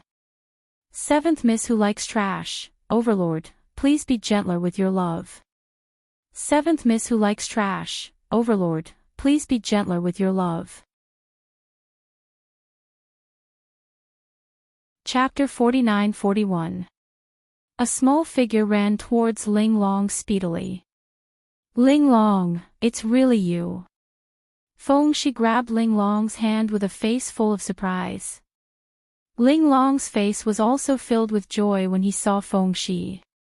But the next moment, she straightened her face and shook off Feng Shi's hand, staring at him fiercely. Now you know to call me. Why didn't you tell me when you were leaving? Feng Shi's little head drooped. Because you weren't there at that time. You left without a word. Have you ever thought about my feelings? Ling Long bit his lower lip and continued to be fierce. Feng Shi stretched out her little hand to grab Ling Long's hand and said in a weak voice, I left you a message, Ling Long, what if I didn't see it? Feng Shi's little face turned pale as she looked at Ling Long with red eyes. Ling Long, I really didn't mean to, at that time. I had no choice. He hurriedly explained, Sister took a huge risk to sneak in there to save me, I can't drag her down. The fierce look on Ling Long's face faded slowly.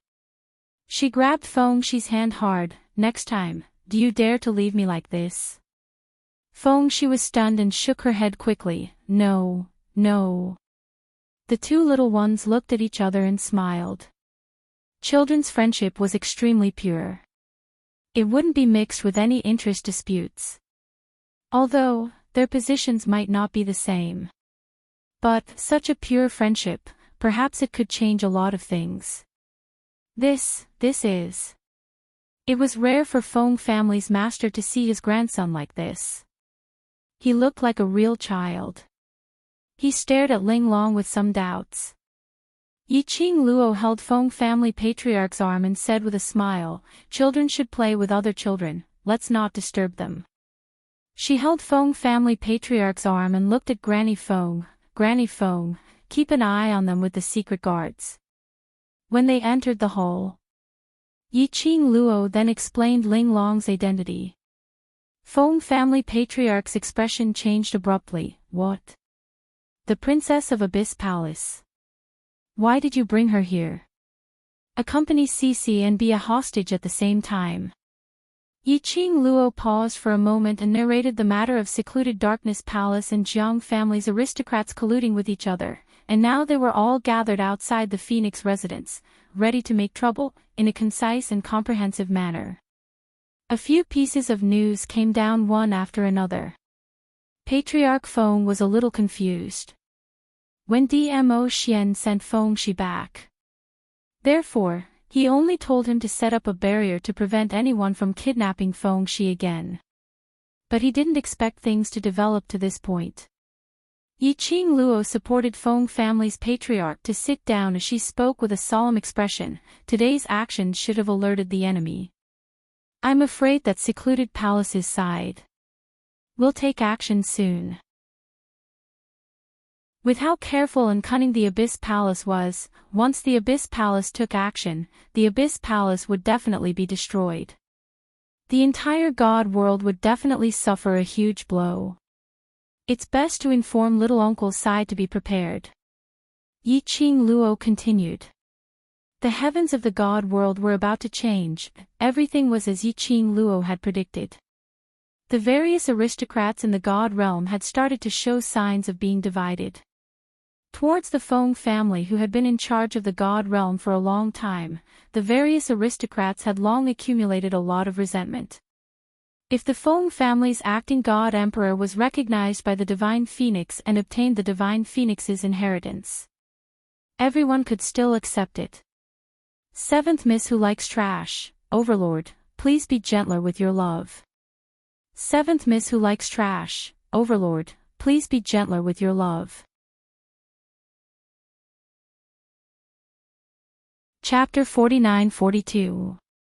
But unfortunately, Feng Liqiong did not obtain the inheritance of the Divine Phoenix. It was only because of the former Divine Emperor that he had the acting position today. Who didn't want to be above others? Who didn't want to control the entire God realm? When this dissatisfaction and the desire for power, there was a little push. The aristocrats of the various aristocratic families, their hearts began to burn with the fire of desire. The surface of the God realm was calm. In fact, it had begun to develop in an unpredictable direction.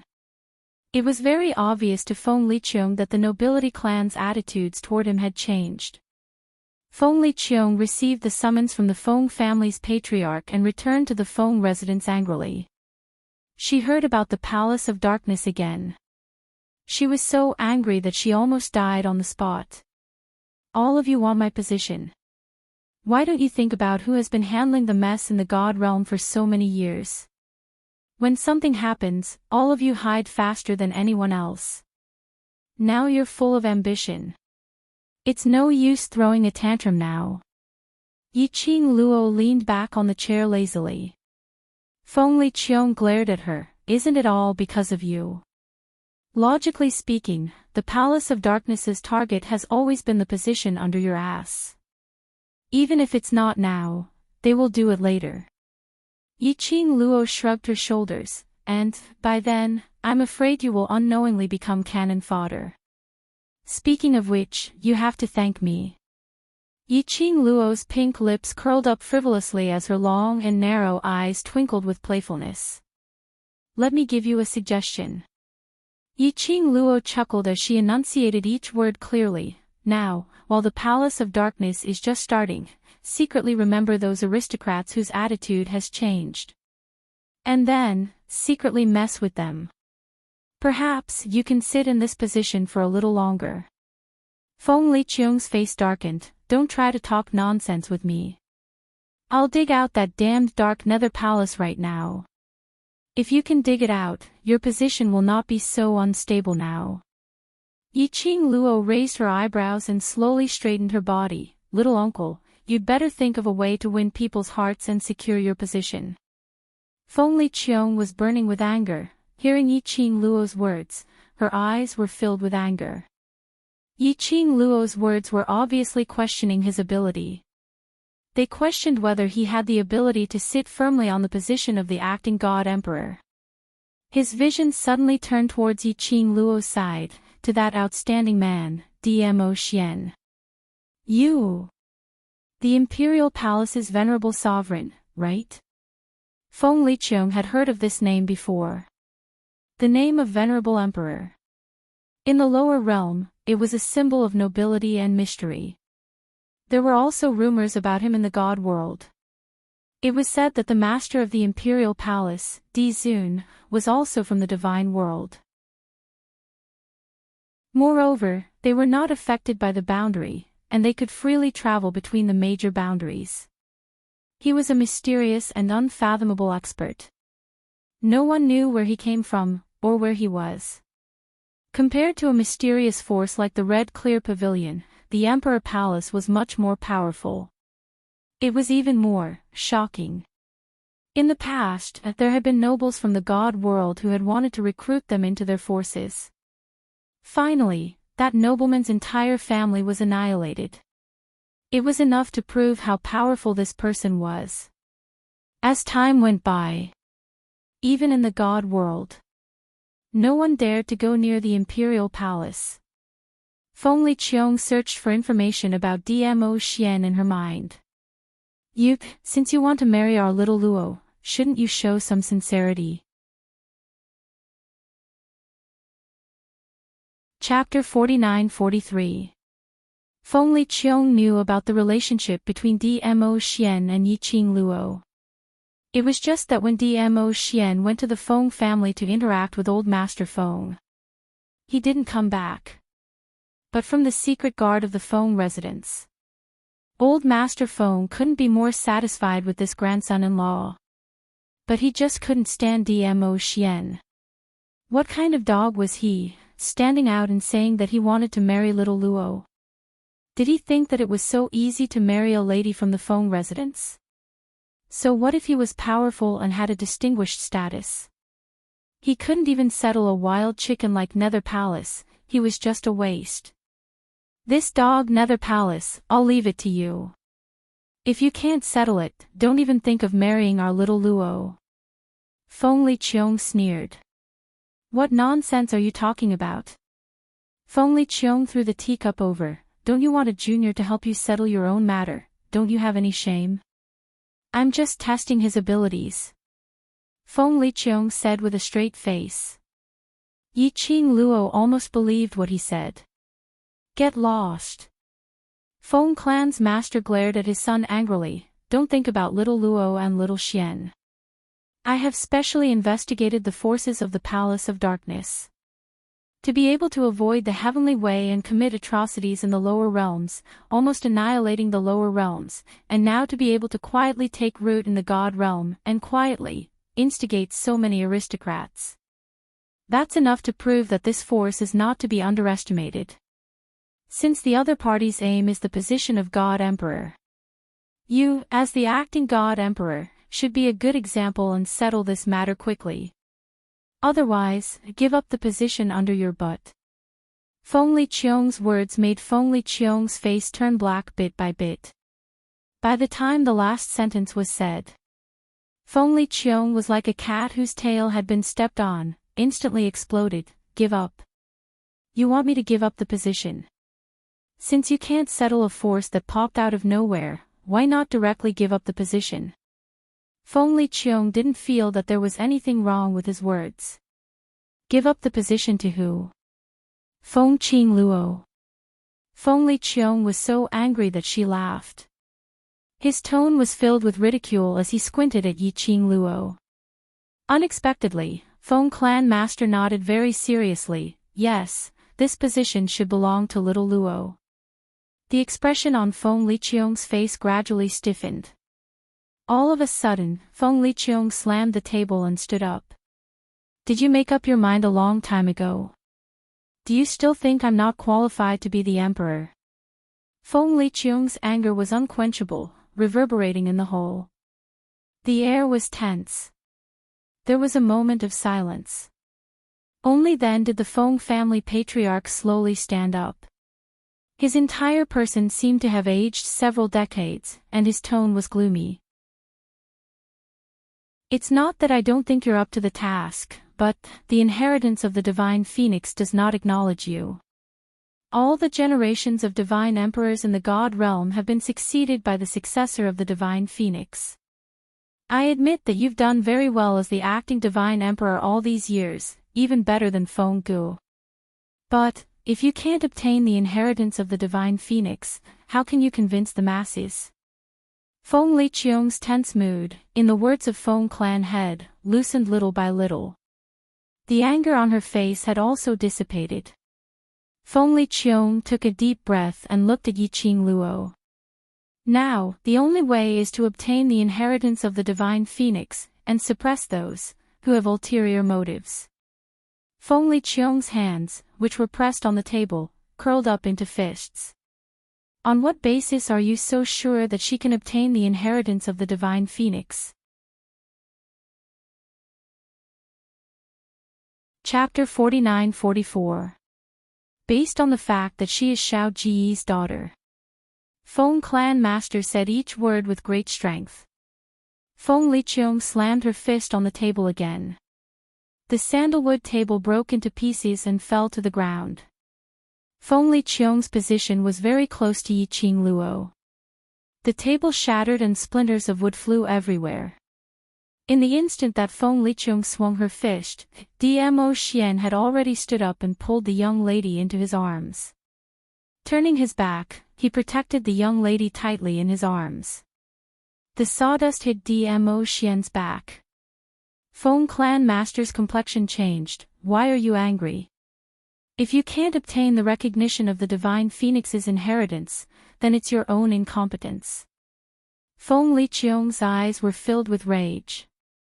He clenched his teeth as he stared angrily at Yi Qingluo, and then stared at Patriarch Feng.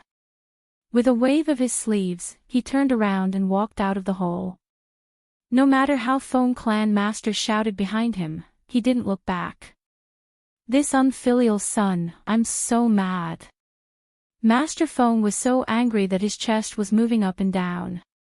He staggered back and sat on the chair. Yi Qingluo hurriedly went over and placed her slender little hand on Feng family's patriarch's shoulder. Grandfather, don't be angry. If you get angry, no one will be able to protect me.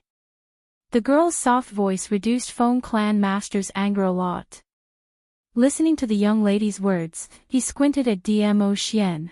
Isn't there someone protecting you very well? Yi Qingluo's little hand circled around the old man's neck. Isn't he protecting me on behalf of grandfather? But I still want grandfather to protect me personally. So, grandpa, for my sake, you can't be angry anymore. Feng Clan Master was coaxed to finally show a smile. Yi Qingluo then took the opportunity to say, actually, little uncle is not angry because of the divine phoenix's inheritance. He is just too obsessed with the past. Because he cared about my mother, he trapped himself in the past. He just wanted to prove that he wasn't worse than my mother. Feng clan master sighed lightly. How can I not know? Feng Liqiong's greatest obsession was that Feng Gu had once ruined everything for a man. He thought he hated Feng Gu. But this so-called hatred was just because he cared too much. He stubbornly wanted to become the true emperor of divine emperors.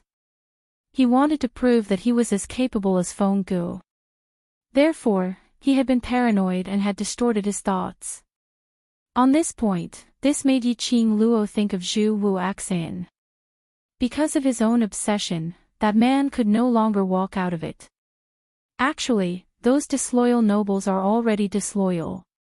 Even if a divine emperor who has obtained the inheritance of the divine phoenix and is acknowledged by the divine emperor appears, I'm afraid it will be of no use. The people of the god world were godlike existences that stood above all the other worlds. Arrogance, conceit, and complacency were the norm. Obeying the emperor of the divine emperor was just a long-standing habit. However, the moment he harbored other thoughts in his heart, this kind of habit was easily broken. They could be their own masters. Why should he submit to others? So what if he obtained the inheritance of the divine phoenix? Obtaining the inheritance of the divine phoenix is not just to let the people in the god realm acknowledge your existence. Patriarch Feng patted the back of Yiqing Luo's hand. The target of the Palace of Darkness is you, with the divine phoenix profound heart jade. You are the best vessel. If grandfather is not by your side, and Xiao Xian is not by your side, what should you do? As long as you obtain the inheritance of the divine phoenix, inherit the position of the divine emperor, and activate the Feng bloodline, you will have enough power to protect yourself. In this way, grandfather can be rest assured. 7th Miss Who Likes Trash. Lord Overlord, please be gentler and collect it. 7th Miss Who Likes Trash. Lord Overlord, please be gentler and hit me. Chapter 49-45. Yiqing Luo pursed her lips slightly, but, I may not be able to get the inheritance of divine phoenix. You can. Feng family patriarch slowly held Yiqing Luo's hand and pointed at the ring and bracelet on her hand. Before Xiaogu passed away, she sealed you for thousands of years and specially sent you to the lower realm, to protect you. Xiaogu must have her reasons for doing this. These are all left by Xiaogu for you. It is also a symbol of you being her successor. Azure Dew bracelet, Azure Dew 5-piece set. These all belong to her mother. Yiqing Luo recalled that she had seen countless times in the Palace of Darkness with her mother's portrait carved on the stone wall. The top was also carved with the pattern of the Azure Dew 5-piece set. Her eyelashes fluttered slightly. That's right, Azure Dew 5-piece set could open the seal to the Emperor God's tomb. And her mother left all these for her. Didn't this already explain everything? But, how to get the inheritance of divine phoenix, even I don't know. Feng family patriarch's eyes were serious. I think, if it is Xiao Luo, there must be a way. The hope in the old man's eyes seemed to place all his hopes on her. Yiqing Luo couldn't say anything to reject. Grandfather. A mellow and husky male voice spoke respectfully. Dmo Xian stood behind Yiqing Luo and placed one hand on her slender shoulder. His thin lips curled up as he said firmly, I will accompany Xiao Luo. Feng family patriarch pulled their hands together and patted them lightly. If the two of you can be of one heart and stick to each other, I believe that everything will be solved easily. On the second day after Yiqing Luo brought the hostage Linglong back to the Feng residence, a group of people appeared at the entrance of the Feng residence. That was, dressed in black robes, they were disciples of the Palace of Darkness. Surrounded by countless of Palace of Darkness disciples and Jiang family's secret guards, they stood at the entrance of the Feng residence and handed over their visiting cards. Their leader was a man dressed in a luxurious brocade robe. He was dressed in a noble and luxurious outfit. However, the man was wearing a mask, revealing only 2 eyes that were as deep as the sea. The man was riding a white horse that was completely different from the rest of the team. Behind the white horse was a luxurious carriage. When Yiqing Luo saw the calling card, she went into a slight blank. Was she seeing things? This is an invitation from the Dark Nether Palace. The Darkness Palace had come out from its hiding place. This was a big move. Incredible. I'm not going. A hand reached out and took the visiting card away, then threw it into the hands of the servant guarding the door.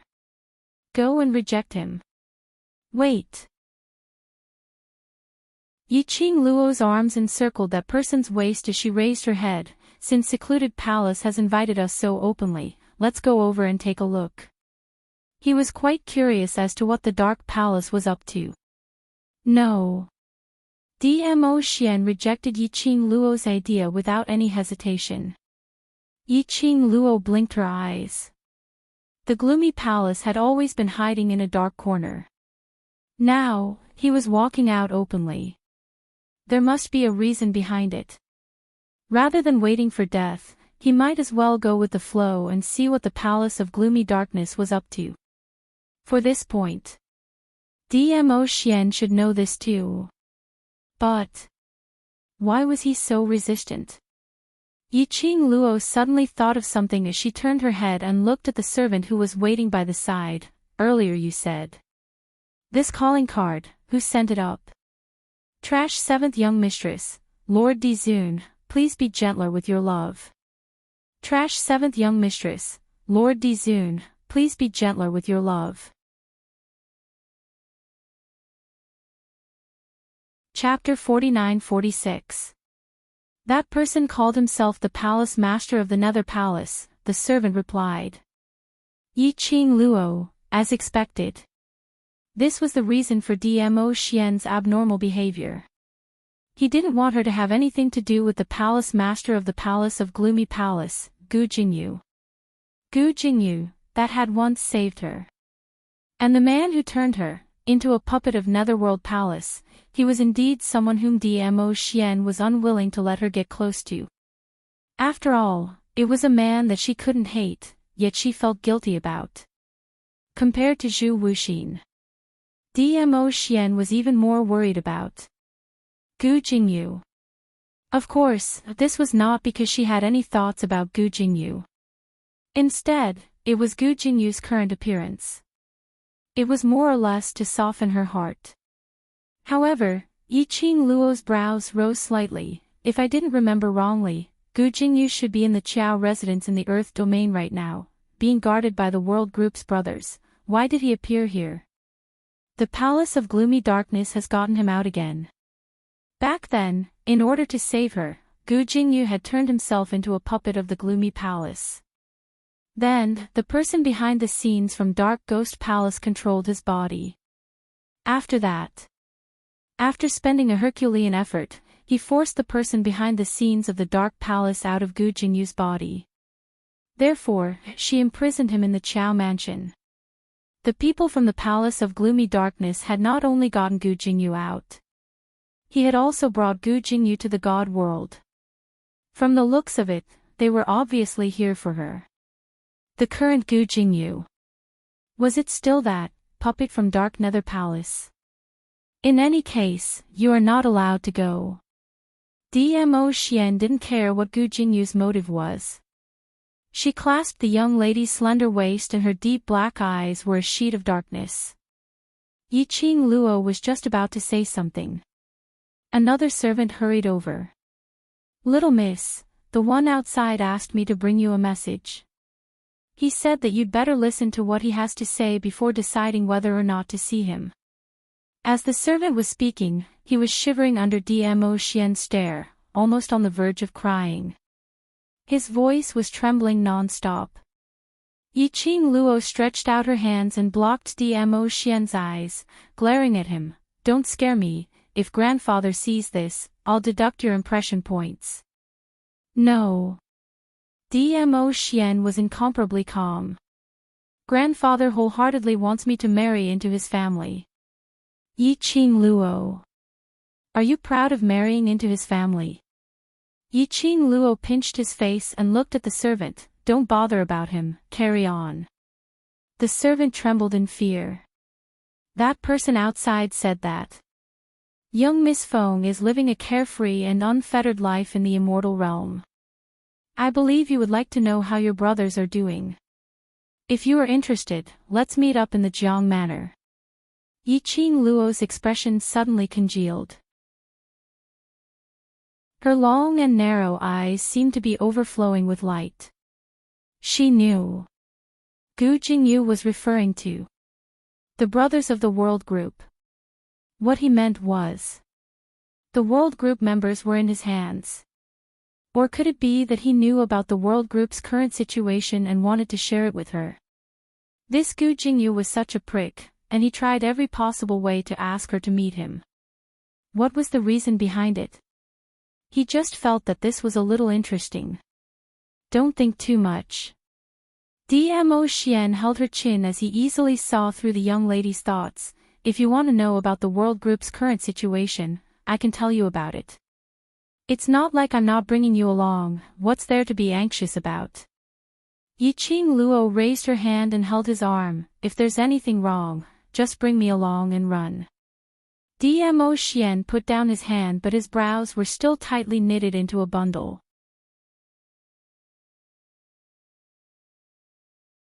Chapter 49-47. Yi Qing Luo's peerless brows were like a painting, her narrow eyes curved as she smiled and stretched out her fingers, smoothing his creased brows.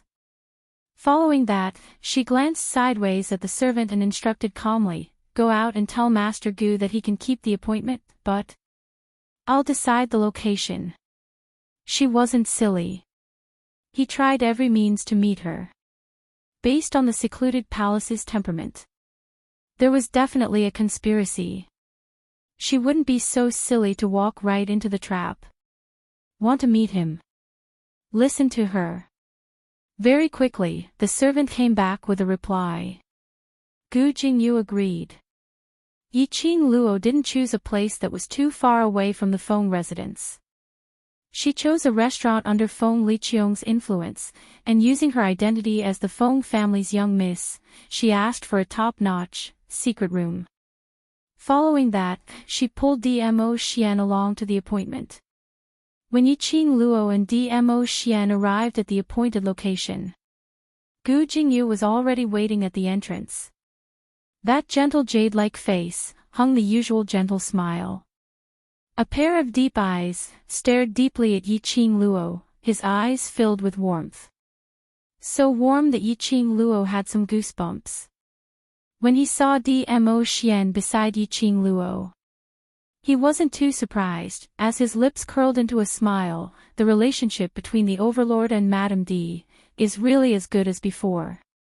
His gaze looked towards Dmo Xian, as though he was joking, the Overlord is so worried, Madame D, meeting me privately. Looks like the threat of me to the Overlord is quite high. This is my honor. Dmo Xian gave him a cold glance, indifferently, disdainfully. As though he didn't put him in his eyes at all. It was because of this sentence from Gu Jingyu. Yi Qing Luo was certain. The person in front of her wasn't the Gu Jingyu she was familiar with. He was still that emotionless, with only Gu Jingyu's memories, the puppet of the secluded palace. Yi Qing Luo sighed softly, as she held on to Dmo Xian's arm, and said calmly, I'm the one who requested Ah Xian to accompany me, after all. You're from the secluded palace, and I'm from the Feng family, so I'm quite afraid to meet you alone. When Gu Jingyu heard that, he actually laughed, so Madame D is afraid of me too. Of course I am.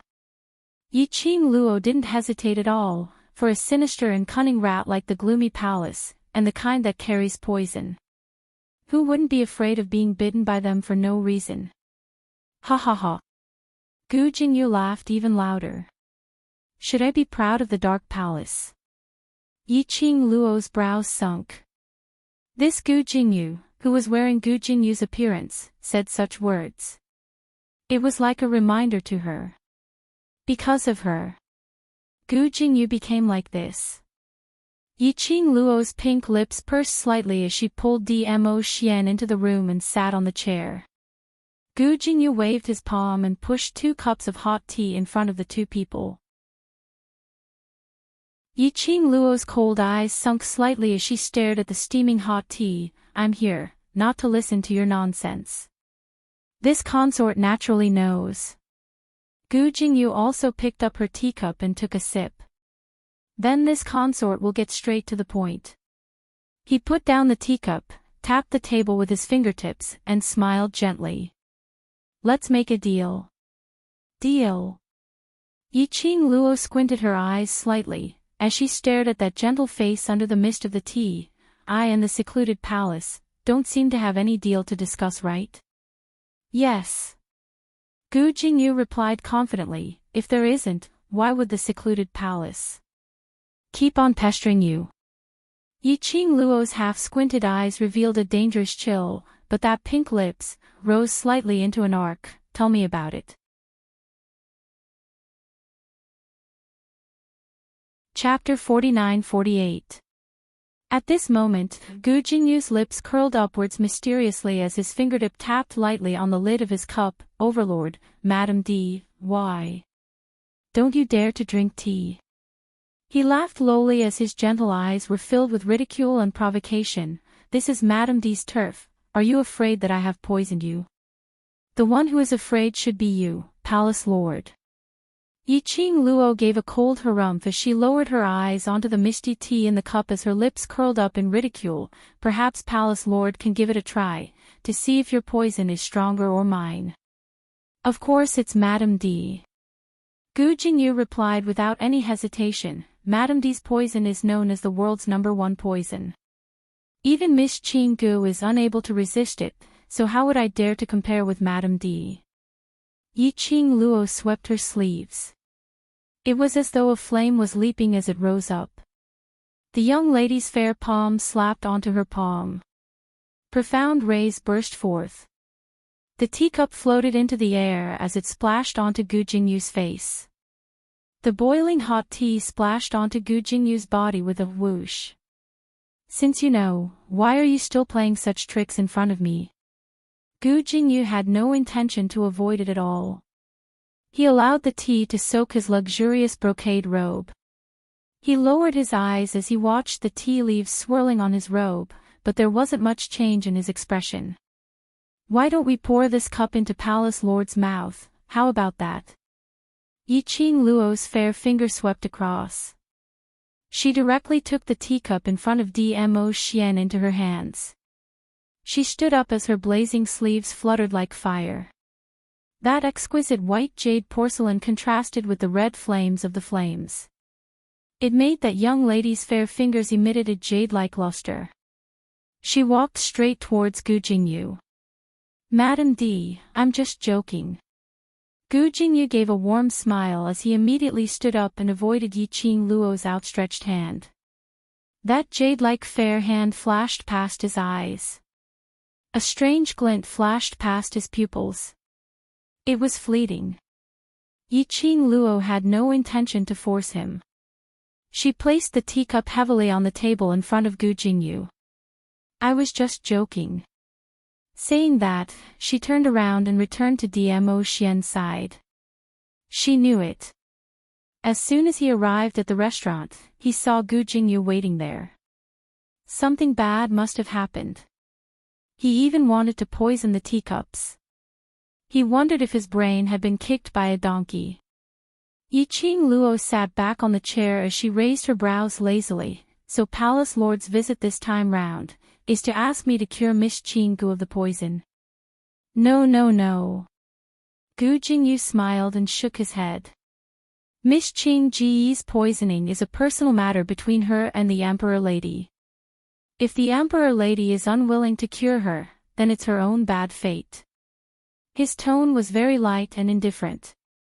It was as if Qing Ji's life and death were insignificant to him. Yiqing Luo couldn't be bothered with their twists and turns. Cut the crap, I'm very busy. She stared at D. Vinegar jar Mo Xian's pressure and brought Mo Xian here, not to listen to his nonsense. This time round, Gu Jingyu didn't keep her in suspense. The Emperor lady should already know the reason why secluded palace needs you, right? I don't know. Yiqing Luo lazily dug her ears. Gu Jingyu seemed as though he didn't hear anything as he smiled and continued, don't tell me that the Emperor lady doesn't want to see the former Emperor Lord. It was a simple sentence. But it made Yiqing Luo's smile suddenly congeal. The emotions in her charming eyes were like a whirlpool, surging with turbulent waves. Seventh Miss who likes trash, Overlord, please be gentler with your love. Seventh Miss who likes trash, Overlord, please be gentler with your love.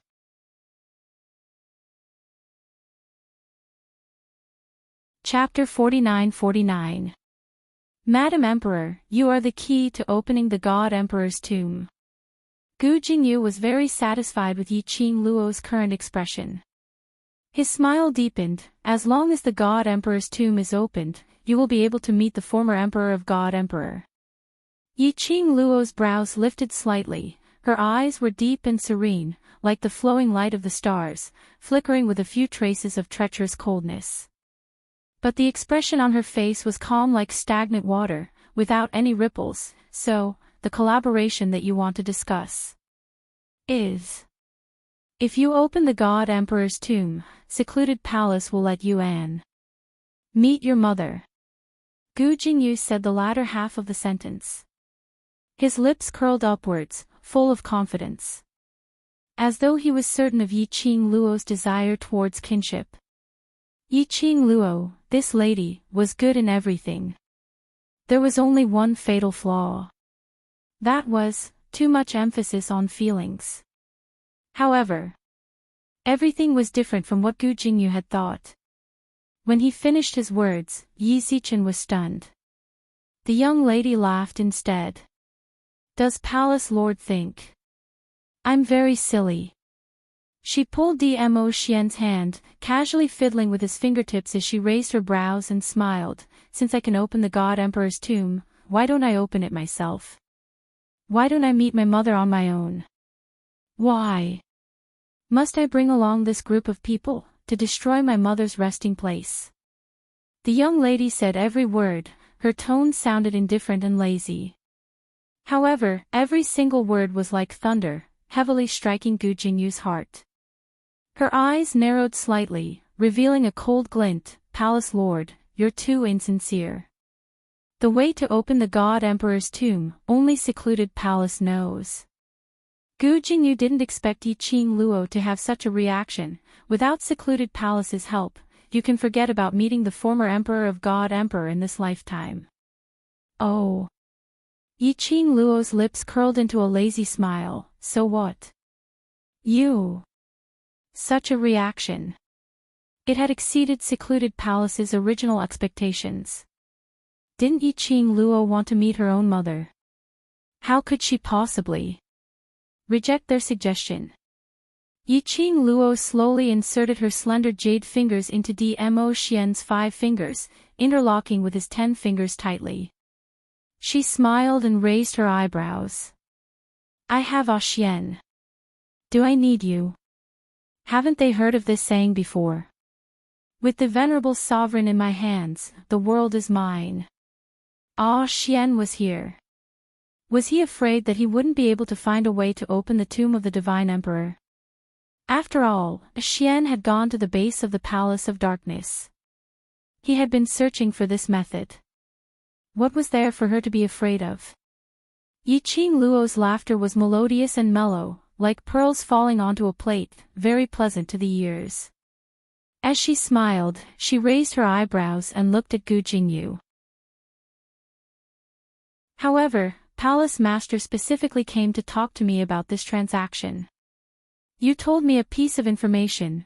Without me, your Palace of Gloomy Shadows could not have entered the tomb of the godly emperor. After Yiqing Luo finished this sentence with a smile, her pink lips curled up even more. as the corners of her eyes added a few long and narrow seductive ripples. Her lips curled up frivolously as she said word by word, "So, you're not able to take out something of equal value, so what kind of transaction do you want to discuss with me?" Black mist surged in Gu Jingyu's eyes. His gentle jade-like face turned chilly. "Palace Master, please leave." She pulled Dmo Xian as she stood up. "After you've thought of what to use to trade with me, then come look for me at the Phoenix residence." Saying that, she pulled Dmo Xian as she walked past Gu Jingyu and left the room. "Seventh young miss who likes trash, Overlord, please be gentler with your love." "Seventh young miss who likes trash, Overlord, please be gentler with your love."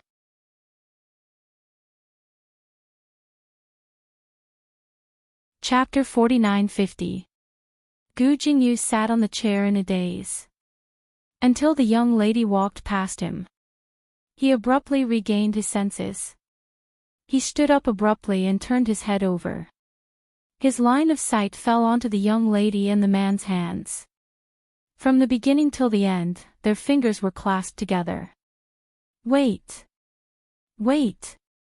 Inexplicably, the voice of stopping had already spilled out from his mouth. His gentle face, at this moment, was filled with a complicated emotion.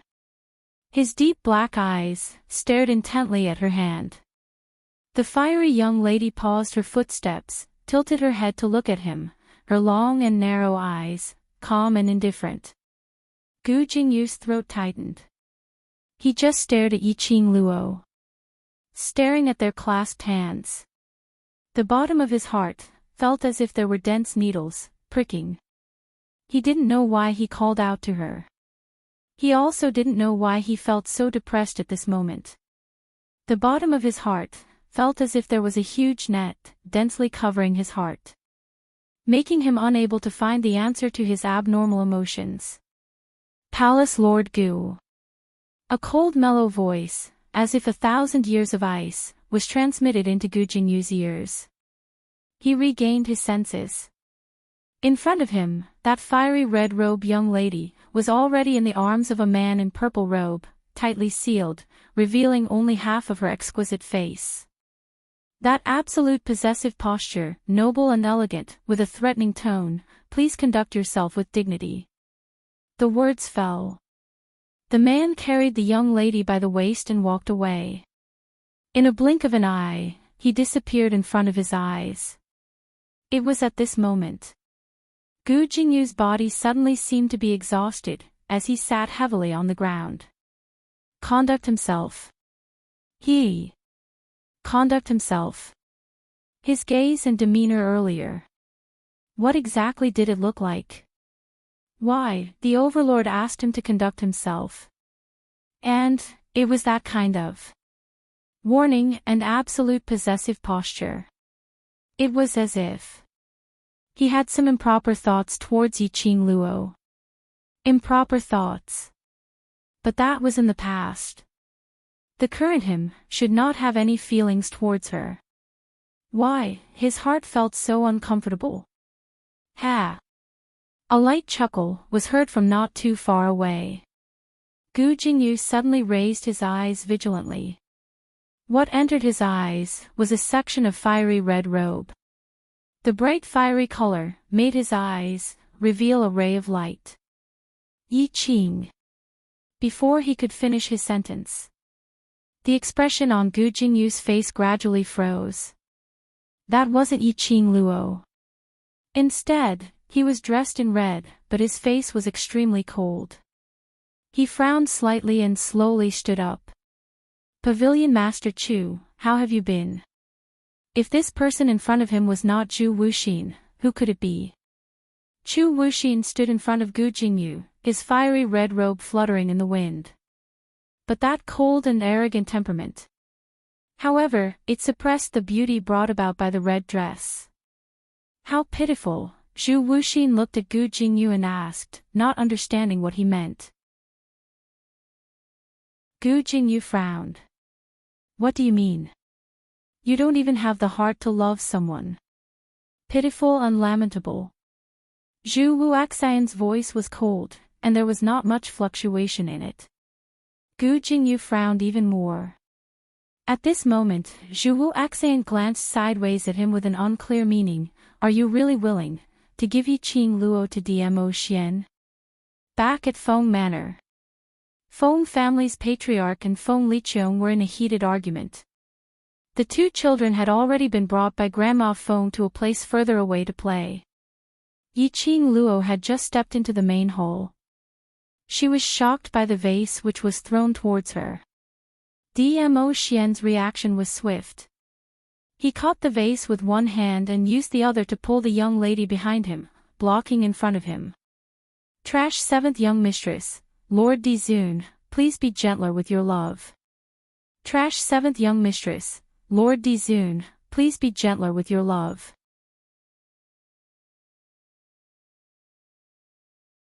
Chapter 49-51. The entire house was in a mess. The return of the two made the quarreling father and son to stop. Yiqing Luo carefully poked her head out and hugged the vase in Dmo Xian's hands tightly as she walked over. Are you two trying to demolish the house? Don't you know that everything in the house is very expensive? She put the vase back in place and turned to look at Feng Liqiong. Why? The minute I'm not at home, you start quarreling. Feng family's patriarch was about to speak. Yiqing Luo had already walked over to Feng Liqiong. Uncle, do you want to explain to me, why did you start a fight with grandfather? Feng Liqiong's face darkened, with a I'm mad, don't provoke me attitude. It indeed looked scary. Little Luo, don't talk so much with him, his brain is spoiled. Feng family's patriarch gave his son an angry stare. Towards Feng Liqiong's black face, Yiqing Luo wasn't afraid at all. She walked over to Feng Liqiong and sat down, staring straight at Feng Liqiong. Staring so hard that Feng Liqiong's heart was flustered, as he stared back with a black face. What are you looking at? Look at you now, what do you look like? Yiqing Luo replied indifferently, if mother knew that you and grandfather fought, she would definitely be very upset. The moment this sentence came out, Feng Liqiong's pupils suddenly contracted. His black face, instantly covered with frost, she's upset. If she knew that she's upset, she wouldn't have abandoned the Feng family. If she really didn't care, how would she pass away? Yiqing Luo's voice was very calm. Uncle, you are the brother that mother values the most, you are her pride, what do you think? Now that you've become like this, what kind of blow would it be to her? You can be angry at mother's desperate actions for love, you can be angry at my appearance, but you can't be angry at grandfather. He is an elder, your father, mother's father. Uncle, this. Not only mother will be disappointed, I will also be disappointed in you. The young lady stared at Feng Liqiong, enunciating each word firmly. That pair of charming eyes, from the original enthusiasm, gradually became dim and cold. She stood up, seemingly utterly disappointed. She didn't look at him anymore. If little uncle feels that he really has to continue like this, that everyone in the world has let you down, and that he has to live like this, I have nothing to say. She walked to Master Feng and held Master Feng's arm. Grandpa, let's go. I want to discuss something about my mother with you. Feng family's patriarch walked out of the messy room under Yiqing Luo's support. But when she reached the door, she turned to look at Feng Liqiong. Grandfather, don't worry. Yiqing Luo's lips curled craftily as she winked at Patriarch Feng and whispered, he will follow along. In the study, Yiqing Luo asked Patriarch Feng to take a seat. Dmo Xian immediately poured a cup of warm tea and sent it to Patriarch Feng. Just as he sat down, the door of the study was opened with a bang. Feng Liqiong walked in with an air of viciousness. Yiqing Luo winked at Patriarch Feng. See, she said, Feng Liqiong would come. Patriarch Feng sighed helplessly. When he raised his eyes to look at Feng Liqiong, He put on a straight face and said angrily, "What are you following me for? This matter concerns the Feng family, why can't I come?" Feng Liqiong said righteously. Yiqing Luo patted Patriarch Feng's hand and gave him a way out. "Grandfather, this matter does require uncle's help."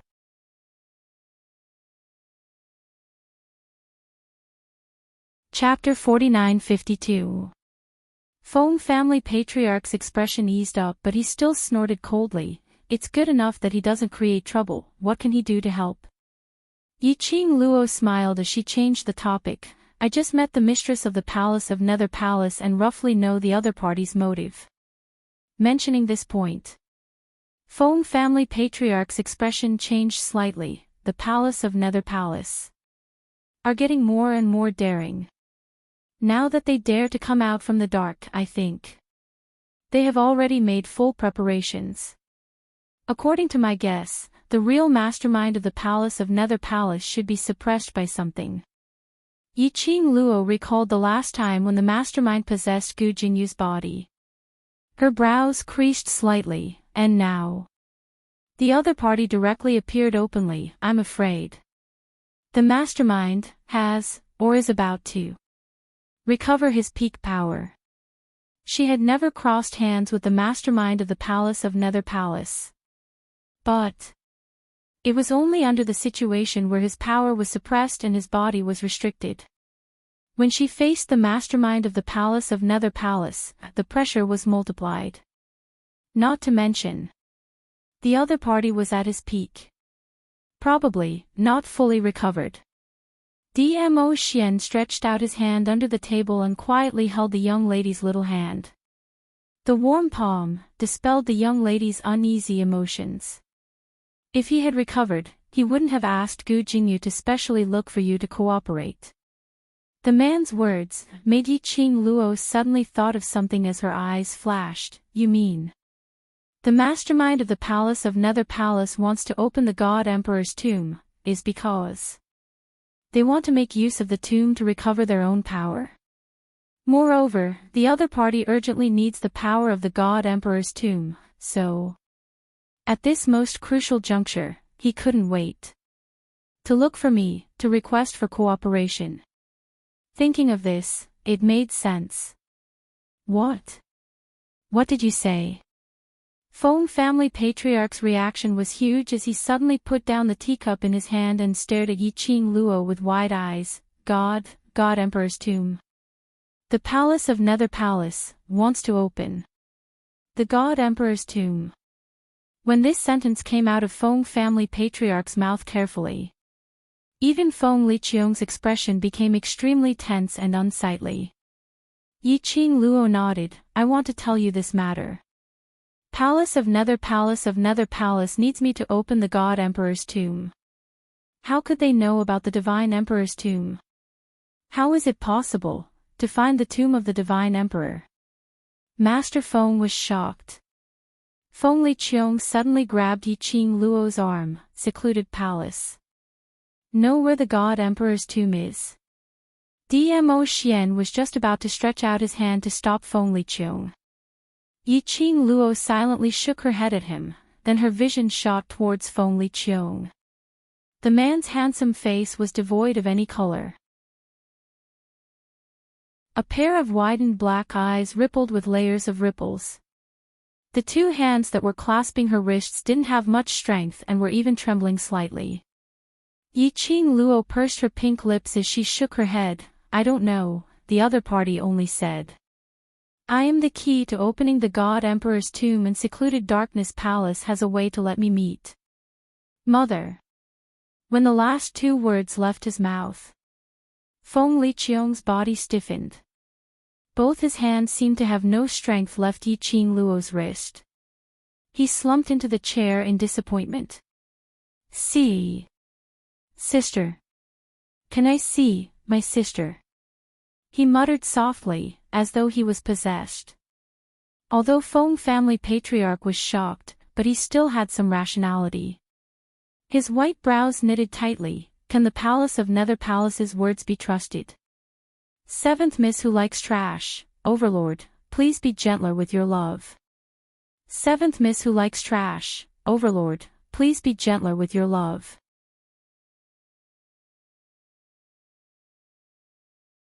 Chapter 49-53. Yi Qing Luo touched her chin and pondered for a moment. Generally speaking, it's not trustworthy. And even if what he said is true, if I really agree to cooperate with him, I'm afraid that before I even see my mother, the first thing he will do after achieving his goal is.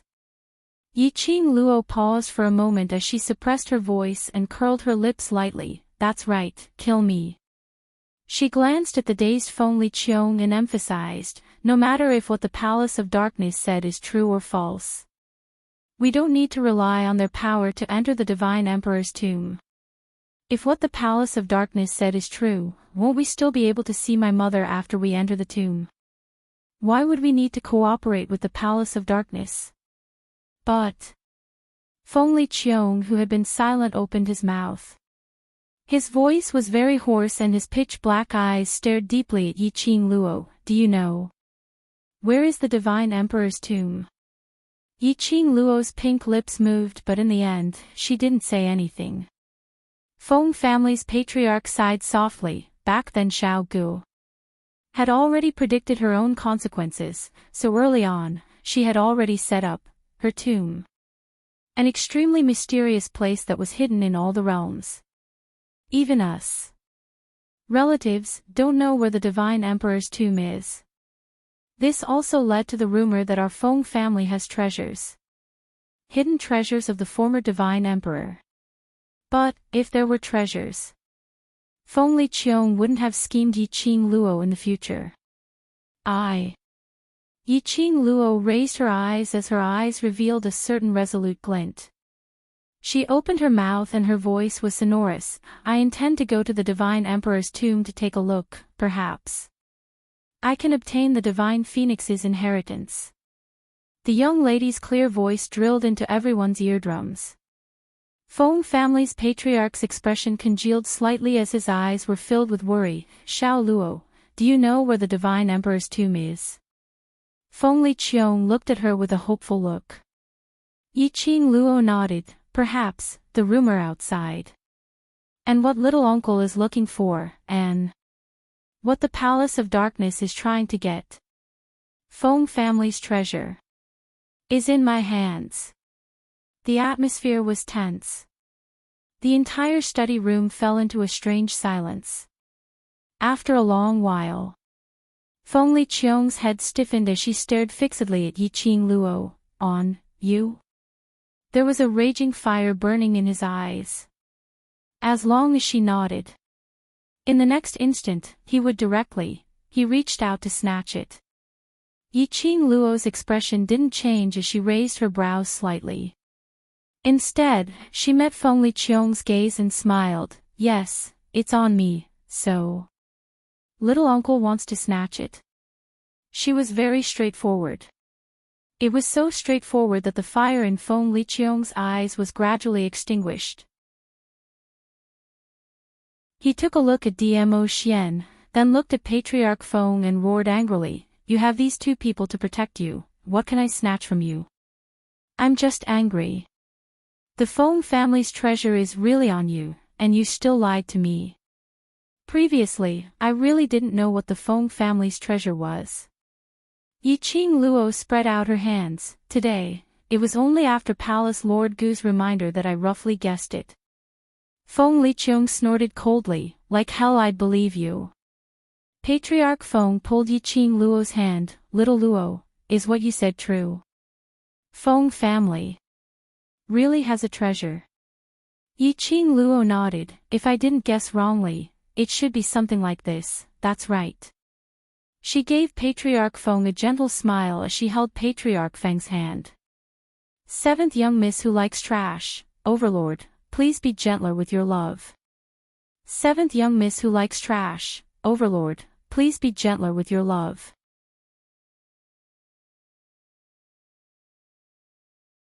Chapter 49-54. Grandfather, Xian and I will go search for the God Emperor's tomb first.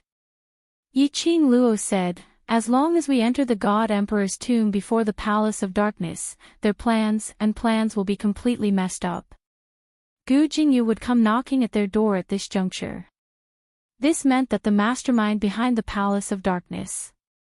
They already had a new plan.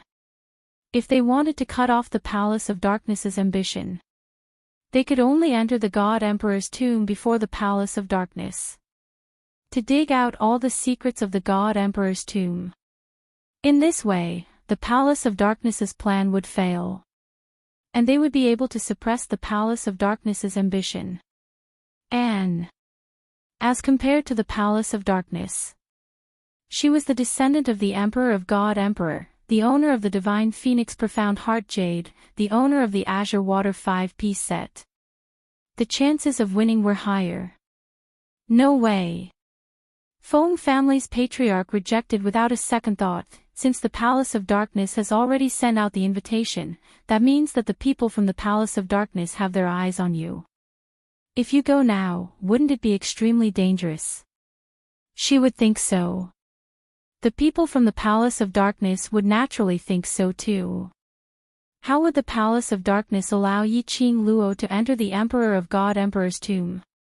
Probably following behind Yi Qing Luo silently. After finding the God Emperor's tomb, wouldn't Yi Qing Luo be in danger?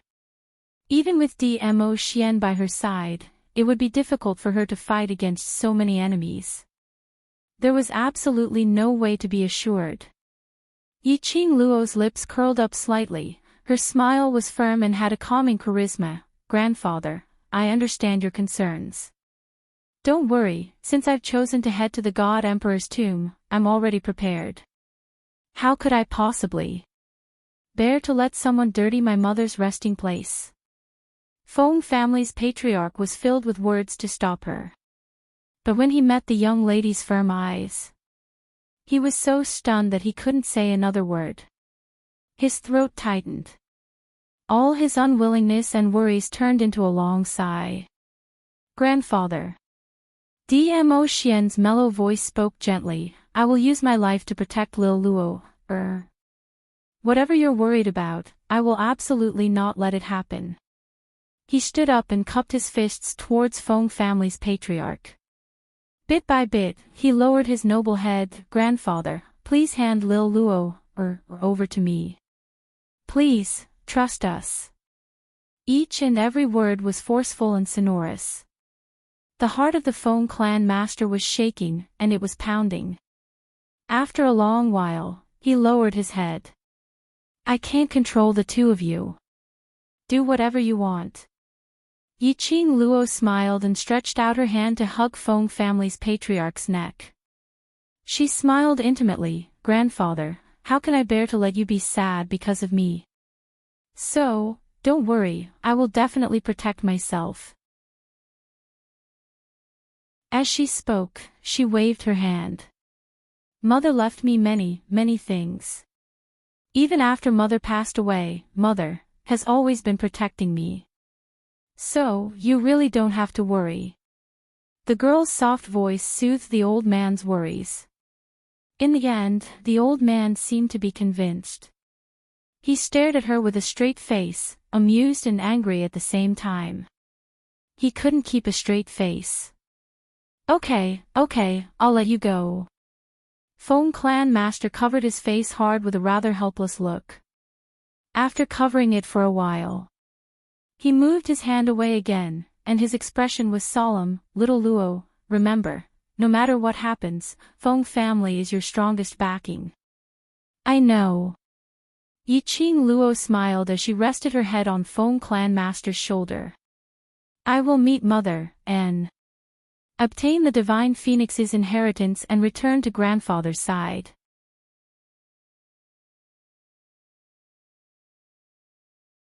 Chapter 49-55.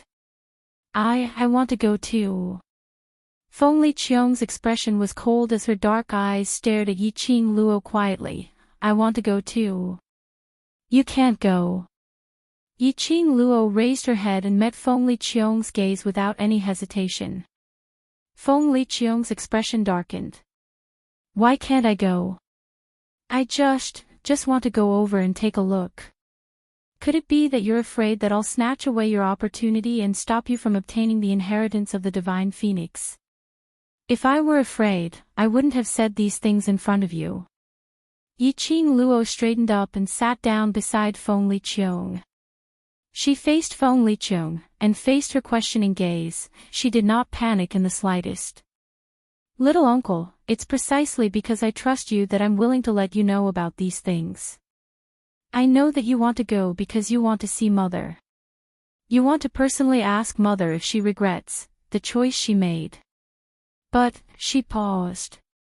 His eyes met Feng Liqiong's, and he could clearly see, when she says that his purpose is only to see his mother. Feng Liqiong's eyes showed clear signs of avoiding his gaze. Even his face was a little red. It was as if he was ashamed of having his thoughts poked out. Yiqing Luo had always known. This little uncle of his. Actually, it was just that the emotions in his heart were hard to calm down. Actually, he missed Feng Gu more than anyone else. However, there was really no way to satisfy his wish this time around. Yiqing Luo sighed softly. Little uncle, the current God realm, under the influence of the Palace of Gloom, is no longer the God realm that you know. If you still want to protect the God realm, to protect this, the God realm that Mother once wanted to protect. As the acting God Emperor, you have to stay. If you leave with me, and the Palace of Darkness finds out, what do you think the Palace of Darkness will do? Feng Liqiong's throat tightened, and she couldn't speak. What would happen to Shadowy Palace? If it was him, he wouldn't be able to do so. They would definitely take the opportunity to start a war. Take down the immortal world in one fell swoop.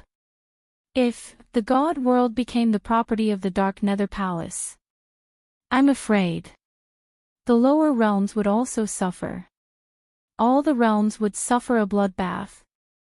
The consequences were extremely serious. Feng Liqiong's hand on the table clenched into a fist. He pounded the table heavily. Damned palace of gloomy darkness. He gritted his teeth. But he had already calmed down. Yiqing Luo tentatively stretched out her hand and gently placed it on his shoulder. Little uncle, if I can really meet Mother, I can help you to pass on the words you want to say to her. After a pause, she continued, if there is a chance, I will do my best to let you meet. Feng Liqiong clenched her fists even tighter. He clenched his fists so tightly that his fingertips turned white. His joints were protruding. He gritted his teeth and snorted coldly. There was no good answer, nor was there a bad answer. Yiqing Luo looked at him for several breaths and retracted her hand. Her pink lips curled upwards as she gazed at the few of them and said word by word, you guys guard the God realm and wait for us to return. That night, Yiqing Luo used Feng Liqiong's name to call Ji Wuhua and Feng Chongqing over to the Feng residence. As soon as dinner was over, Feng Chongqing was called to the study room by Patriarch Feng for a discussion. Yiqing Luo then pulled Ji Wuhua into the room. Ji Wuhua followed behind Yiqing Luo excitedly, his face filled with excitement. Miss Qing Luo, are you trying to exchange feelings with me secretly?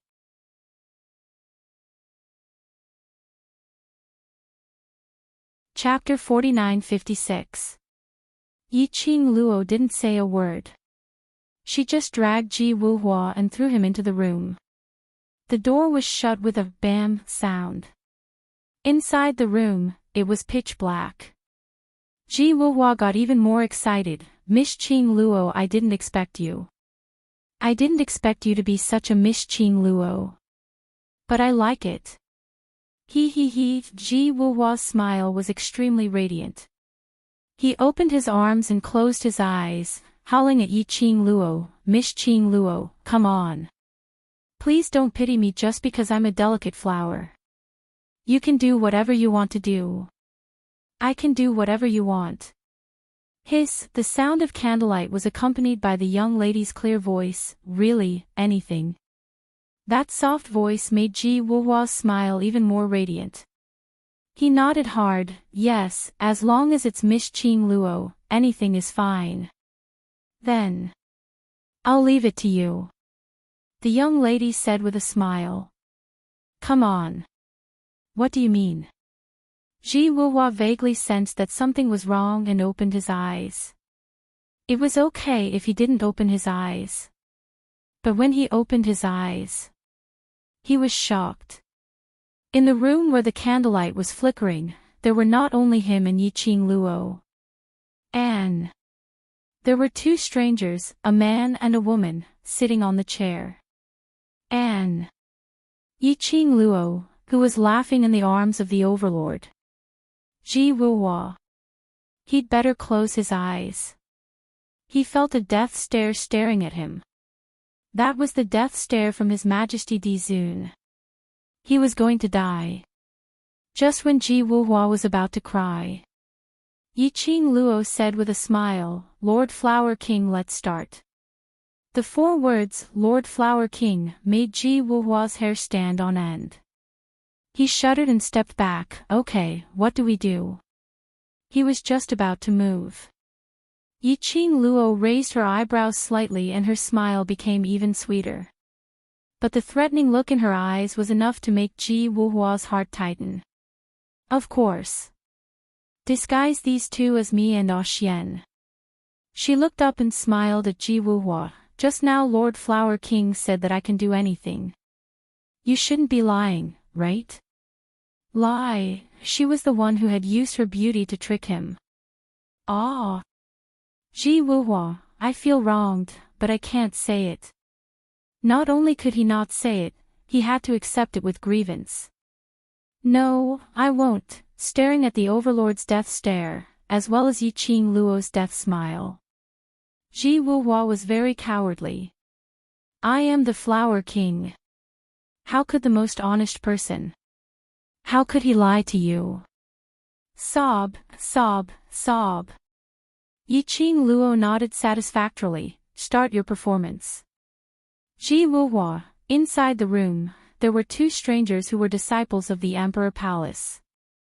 Their figures and postures were similar to Yi Qing Luo and Dmo Xian. When the both of them came out with their disguises, they changed into Yi Qing Luo and Dmo Xian's clothes. If one did not look closely, they did indeed look like 2 different people. However, after all, a fake was just a fake.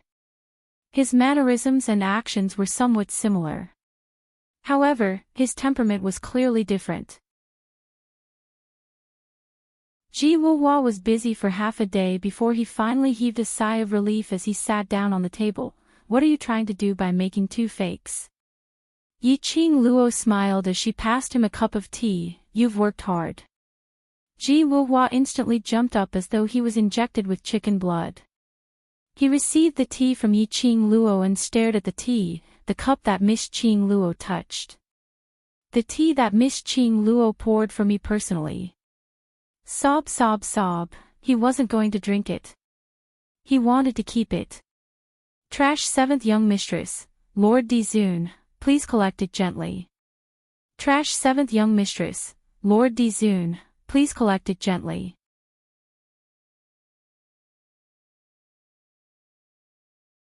Chapter 49-57. Yi Qing Luo's next sentence knocked him down from the peak of excitement. Let's continue after the tea.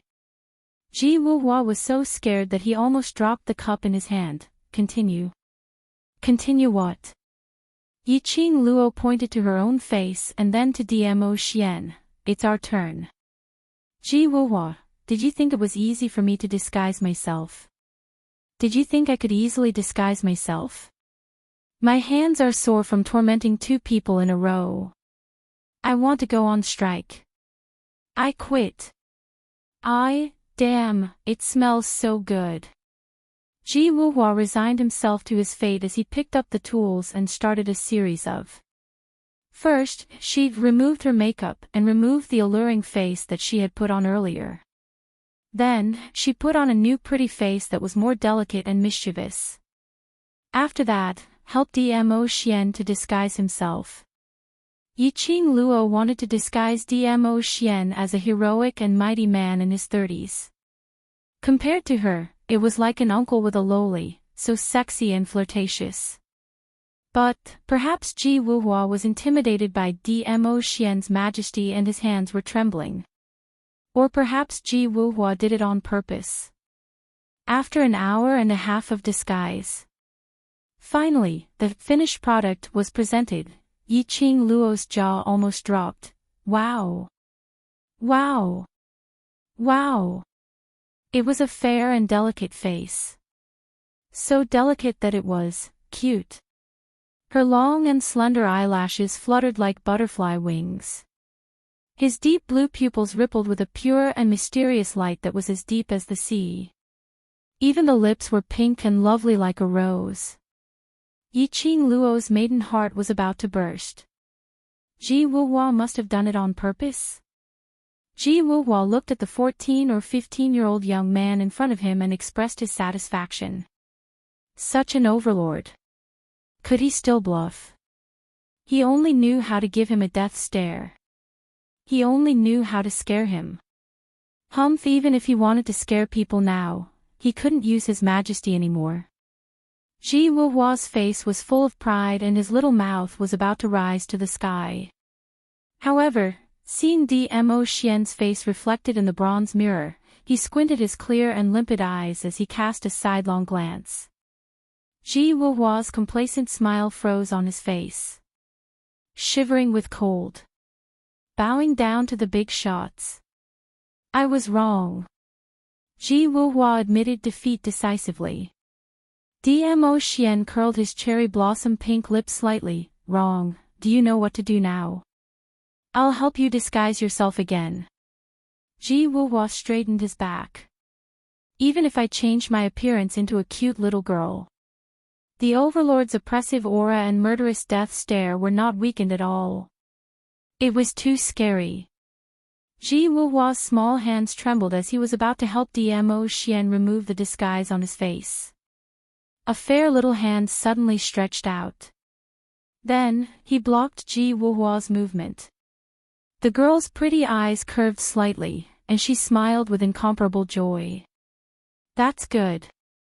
I don't need to disguise myself again. But. Ji Wuhua looked at Dmo Xian hesitantly.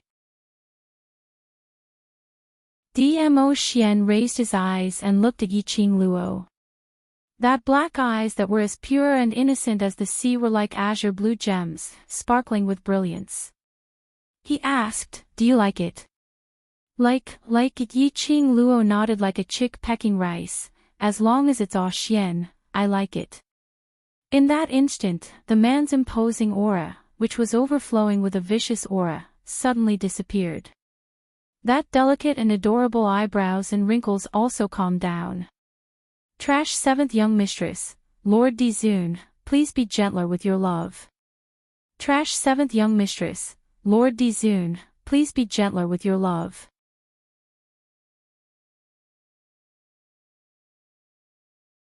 Chapter 49-58. Yiqing Luo leaned forward and cupped the man's face with both hands. That's it, no need to change.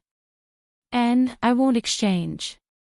Dmo Xian unconditionally agreed to any request of his darling. Yiqing Luo's glass-like eyes smiled like a crescent moon. This Xian is really cute, so cute that I want to. She hugged the man and said, I want to hide you from others. Dmo Xian's rose-like lips, his smile was pure and clear, even his voice had become compatible with that face, so ethereal that it could cleanse one's soul. So, Lil Luo, likes this. Yiqing Luo's maiden heart thumped wildly. Too cute. I can't hold on. I want to hug him. However, as a pacifying boy, she was still rational. After the man said this sentence, she immediately continued, because it's Xian, I like him. The man chuckled softly. His sapphire blue eyes were filled with a doting and helpless smile. She could always make him happy inadvertently. Ji Wuhua, who had been ignored and thrown away after using it, was at a loss for words. Hey, hey, hey, can't you pay attention? I'm still standing there. Was there a need to show off their love in such a deranged manner? That was his goddess. His heart ached. He was struggling internally, and his mind was filled with thousands of scenarios. Rushing forward, pushing Di-Zun away, and taking back his goddess. But in fact, he only dared to stand where he was, holding his aching heart, motionless.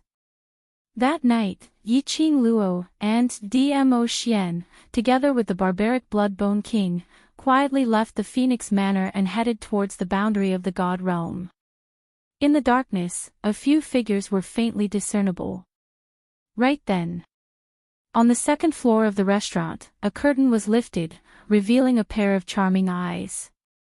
In the dark night, those charming eyes were like the stars in the night sky, dazzling and dazzling. Staring in the direction where the figures disappeared, the girl's pink lips softly clicked her tongue. TSK. I guessed right. The people from the Palace of Darkness were really. He stared at her all the time. He thought that he had made thorough preparations. He didn't expect that he would be exposed before he even set off. The influence of the Netherworld Palace was getting bigger and bigger in the God Realm. This time, they had to speed up. Otherwise, grandfather and little uncle might not be able to hold on for much longer. Ah Xian, no, now I should call you. Ah Yun. The girl smiled sweetly, her eyes like crescent moons. He changed his appearance. Naturally, he had to change his name. Now, her Ah Xian was called Chao Yun to the public. Her name was Mu Yu. Morning clouds and evening rain. Clouds in the morning, rain in the evening. Day and night, I pass the days together with my son. Say, how long do you think it will take them to find out that those two are fakes? They won't find out. Dmo Xian replied indifferently, the map in their hands is half real and half fake. With the Imperial Palace's disciples escorting them, as well as the Bloodbone Barbaric King's protection, even if it's Gu Jingyu, he wouldn't be able to detect. That's fake. Yiqing Luo leaned lazily in his arms as she used one hand to brush his black hair, but secluded palace isn't stupid. So, we have to be fast. Dmo Xian held her slender waist lightly, when dawn breaks, we'll leave. Yiqing Luo nodded smilingly. 2 days later. God Realm's barren land, in a rather remote village. Yiqing Luo and Dmo Xian were resting in a simple tea house. A pair of men and horses were extremely arrogant as they stepped on the dust.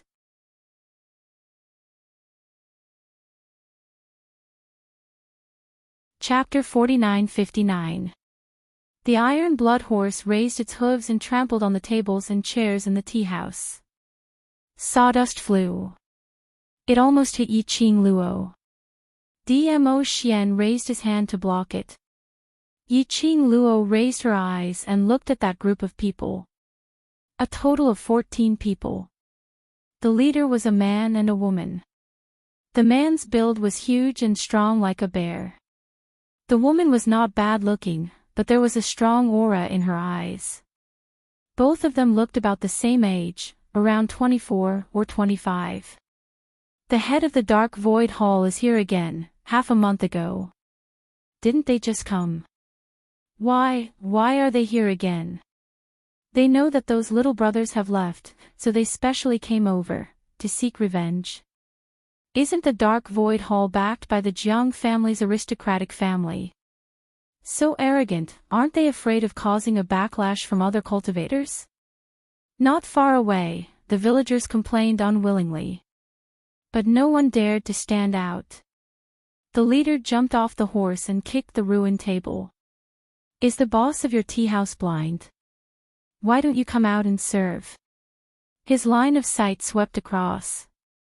His gaze fell on the seat where Yiqing Luo and Dmo Xian were sitting. It was no wonder that he noticed this side at first glance. Mainly, The entire outer shop of the tea house, because of their arrival, the tables and chairs were all ruined. Their table was the only one that was still intact. Moreover, the other villagers had long shrunk to the side. They were the only ones who were still sitting there calmly. All of you, get up. The leader strode over. This seat, we want it. Yiqing Luo squinted her eyes in interest. She didn't expect that in the god realm. To encounter this kind of evil tyrants traveling. It was said that the entire god realm was full of awesome cultivators. Any one of them was capable of doing something earth-shattering. Although this group of villagers were just villagers. But they were still cultivators, right? Was it really good to be so cowardly? Could they still behave like a cultivator from the god realm? If those people from the lower realms saw this, wouldn't they be disillusioned with the god realm? Yiqing Luo expressed that she was incomparably disillusioned now. I'm talking to you, didn't you hear me? Perhaps it was the first time that the leader had met someone who dared to ignore him. He slapped the table hard. The 2 teacups and the teapot on the table toppled over. Tea was poured all over the table. Yiqing Luo raised her eyes slightly as she looked at the leader. Her charming eyes were calm, her delicate eyebrows curved like the crescent moon. Without the slightest hint of fear, he met the ferocious gaze of the leader. Then, her pink lips curled up bit by bit, revealing a lovely smile. You spilled my tea. What? The leader frowned as if he couldn't believe what he had just heard. Yiqing Luo was still smiling as she repeated a sentence, you spilled my tea. The leader's eyes were filled with rage. What did you say? The owner of the tea house immediately came forward. Boss, these 2 are just passers-by. They don't know the rules. Please forgive them. We've specially prepared a room for you. You can rest inside, rest inside. As the boss was saying that, he signaled Yiqing Luo with his eyes, making them take the opportunity to leave. Old man. The leader grabbed the collar of the tea house owner and lifted him up with one hand. Since they don't know the rules, I'll teach them what the rules are. The profound grade of the tea house owner was not low. At least Yiqing Luo could sense the strong profound grade aura of the tea house owner. But, the tea house owner was indeed easily detained by the other party.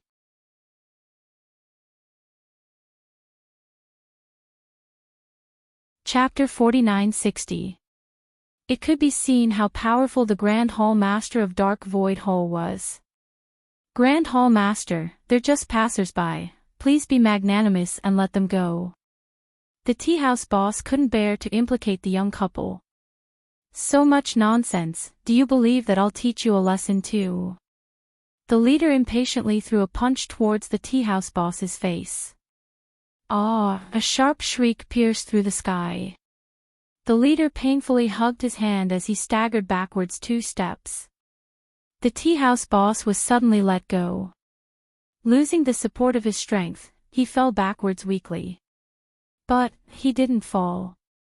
A fair little hand, clasped onto his shoulder. A seemingly soft and slender wrist. But it was able to steadily support his body, allowing him to stand firmly. The tea house boss heaved a sigh of relief while still in a state of shock. Turning his head, he saw that dainty young lady with a sweet smile on her face. He was so shocked that he broke out in cold sweat, Madam Chow. His original intention was not to involve the young couple in this matter. He had not expected. But now, it was this young girl who had lent him a helping hand. This time, how would the people from Dark Void Hall let her off?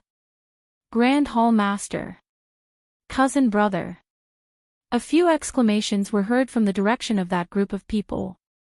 The lady and the other cultivators who were dressed in martial arts attire, ran towards the leader. They only saw that the leader's hand, which was about to hit the tea house boss's face, had a hole pierced through it, and water was gushing out. That fiendish face was twisted into a ball because of the pain. It was that young lady who did this. The leader's eyes were sinister as she stared angrily at the direction of that dainty young lady. Do you know who we are? Then, do you know who I am? The young lady's tender lips curled upwards as she gave a light smile. The young lady's question. It made the surrounding people's hearts tighten. The leader's brows creased tightly as she sized up Yi-Ching Luo vigilantly, as though she was scrutinizing her identity. If she dared to ask such a question, presumably, the backing behind her must be very strong. The leader pondered for a moment and asked, "Who are you?" Yi-Ching Luo's delicate pink lips slowly rose upwards. That half-smile, with a hint of mockery in it, caused the leading woman to feel a strange feeling in her heart for no reason. Just as he was about to stop Yi-Ching Luo from speaking, he heard that melodious and soft voice, which was like that of a girl next door, enunciating every word, "I am your father." Courting death. The leader's eyes shot out a baleful aura, as the long spear in her hand swept out, directly piercing towards Yi-Ching Luo. Yi-Ching Luo's expression didn't have the slightest change, instead she was all smiles as she looked at the incoming long spear. His pink lips carelessly spat out words that made people feel ashamed and annoyed. "My good daughter, you're not dead yet. Why would your father seek death?" The moment the spear fell, in front of the young lady, an invisible barrier formed by an invisible shockwave blocked the spear. After that, a ray of dark light tore through the sky and descended. Bang! The moment the earth-shattering explosion rang out, a loud sound rang out. The leader of the group fell to the ground like a kite with a broken string. Only to see that dainty young lady dressed in a peach-colored long dress was being protected in the arms of a man dressed in a bamboo-colored long robe. The leader of the group clearly saw this earth-shattering dark light oppressive force. It was just that the man had casually waved his sleeves and created it. Trash 7th Young Mistress, Lord Dizun, please be gentler with your love. Trash 7th Young Mistress, Lord Dizun, please be gentler with your love.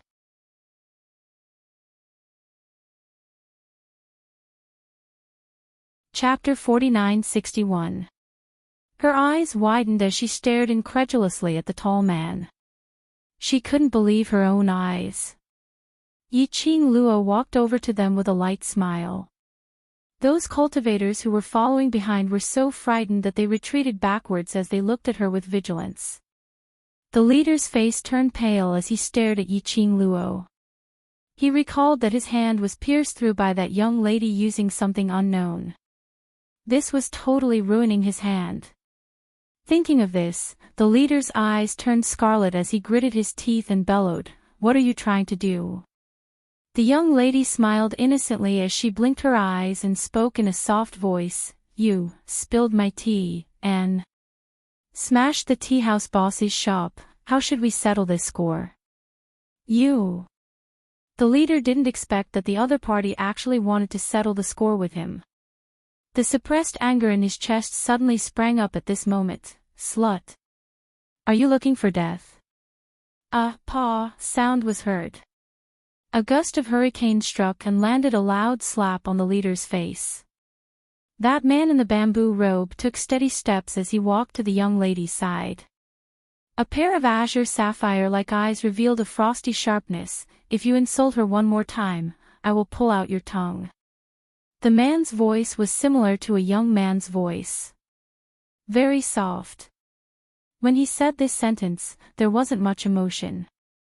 But there was a kind of, which made one's heart turn cold. They didn't dare to doubt the truth of what he said. The group of people instantly didn't dare to say another word. The young lady was pampered and arrogant as she raised her eyebrows but didn't lose her young lady's charm. "My husband is very powerful. If you guys can't think it through, feel free to find trouble with us. But there's a possibility that this price is your sex life."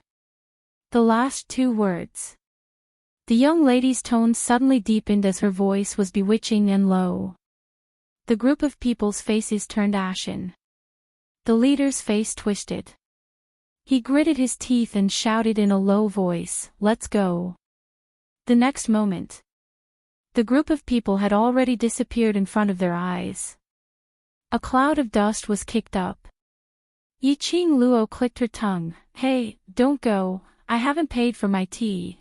After the people from the Anshu Hall left, the shabby village gradually regained its hustle and bustle.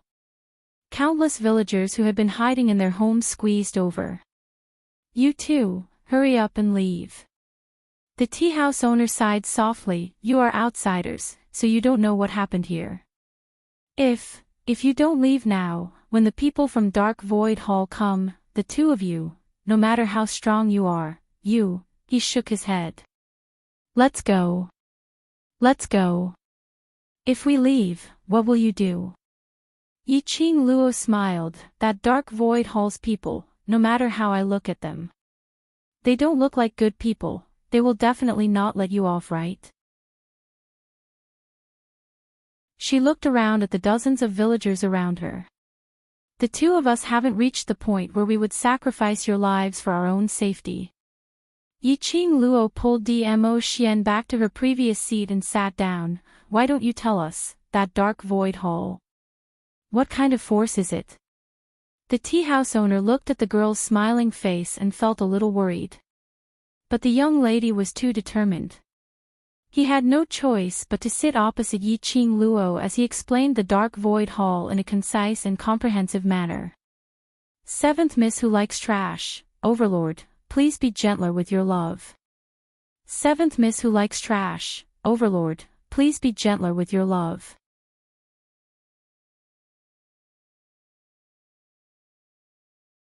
Chapter 4962. Anshu Hall. It was a force that had inexplicably developed 3 months ago. Their behavior was similar to that of a bandit. In any case, everything that should be done, and everything that shouldn't have been done, had been done. Wherever they went, there would be a great wave of carnage.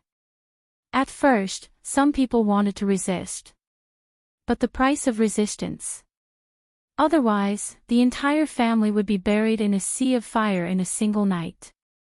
Otherwise, the entire village would be obliterated. No one could do anything to the Anshu Hall. Because, the power behind the Anshu Hall was one of the divine world's 5 great aristocratic families, the Jiang family.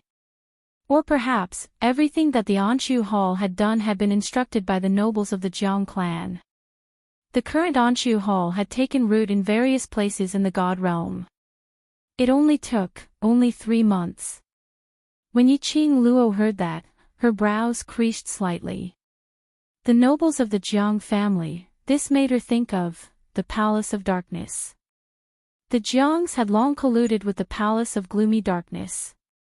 If the Anshu Hall was a subsidiary force of the Jiang clan, this also meant that, 3 months ago, the Gloomy Palace had already extended their claws into the God realm. But, what is the purpose? The Jiang clan was one of the 5 great aristocratic clans of the divine realm. Ruining his own reputation like this, causing his reputation to resent him, aren't you afraid of incurring a backlash from those profounders?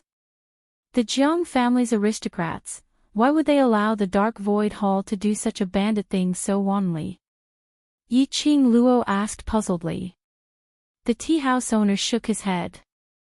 "I'm not too sure either.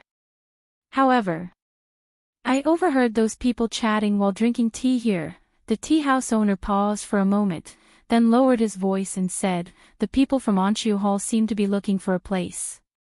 "Find a place." Between Yiqing Luo's enchanting eyes, a glint flashed past. However, on the surface, there was still that delicate and innocent expression, looking for a place. If he's a noble, isn't it just a matter of saying the name of the place he's looking for? They don't even know where they are. The tea house owner lowered his voice even further. "I heard them say that the Anshu Hall is still spread out in every region, even deep in the mountains and ancient forests. Countless people have been planted, all for the sake of finding that place." Yiqing Luo was almost certain now. The existence of the Anshu Hall. It was probably done by the Palace of Darkness. He wanted to find the location of the Divine Sovereign's tomb. However, how could the secluded Darkness Palace be so sure that the Divine Emperor's tomb was in the God realm? Would he be able to find the Divine Emperor's tomb if he searched everywhere in the Divine world? Girl, have you forgotten what happened to you in the Palace of Darkness? Old Man Tsang's voice reminded her in her mind. Yi Qing Luo, what? Old Man Tsang said, the stone wall of the Palace of Darkness once brought you to the periphery of the Divine Emperor's tomb. And the Palace of Darkness must have known the scenery outside of the Palace of Darkness through your consciousness. The Palace of Gloomy Shadow is searching for the tomb of the Divine Emperor in such a way. They must be searching for that place that looks similar to the surroundings of the Palace of Gloomy Shadow. Yi Qing Luo's eyes narrowed as she scoffed in her heart. What a pity, after preparing everything and planning everything, we still can't even find a destination. The tea house boss saw that Yi Qing Luo didn't speak for a long time and thought that she was stunned by the power of the Jiang family's aristocrats. He tried his best to persuade them, two customers, now that you know the power of the Anshu Hall, you'd better leave this place quickly. If the Grand Hall Master of the Anshu Hall brings his men over, they will not let you off. That pair of siblings are vicious and merciless, and they like to snatch women and men by force. Seventh Miss who likes trash, Overlord, please be gentler with your love. Seventh Miss who likes trash, Overlord, please be gentler with your love.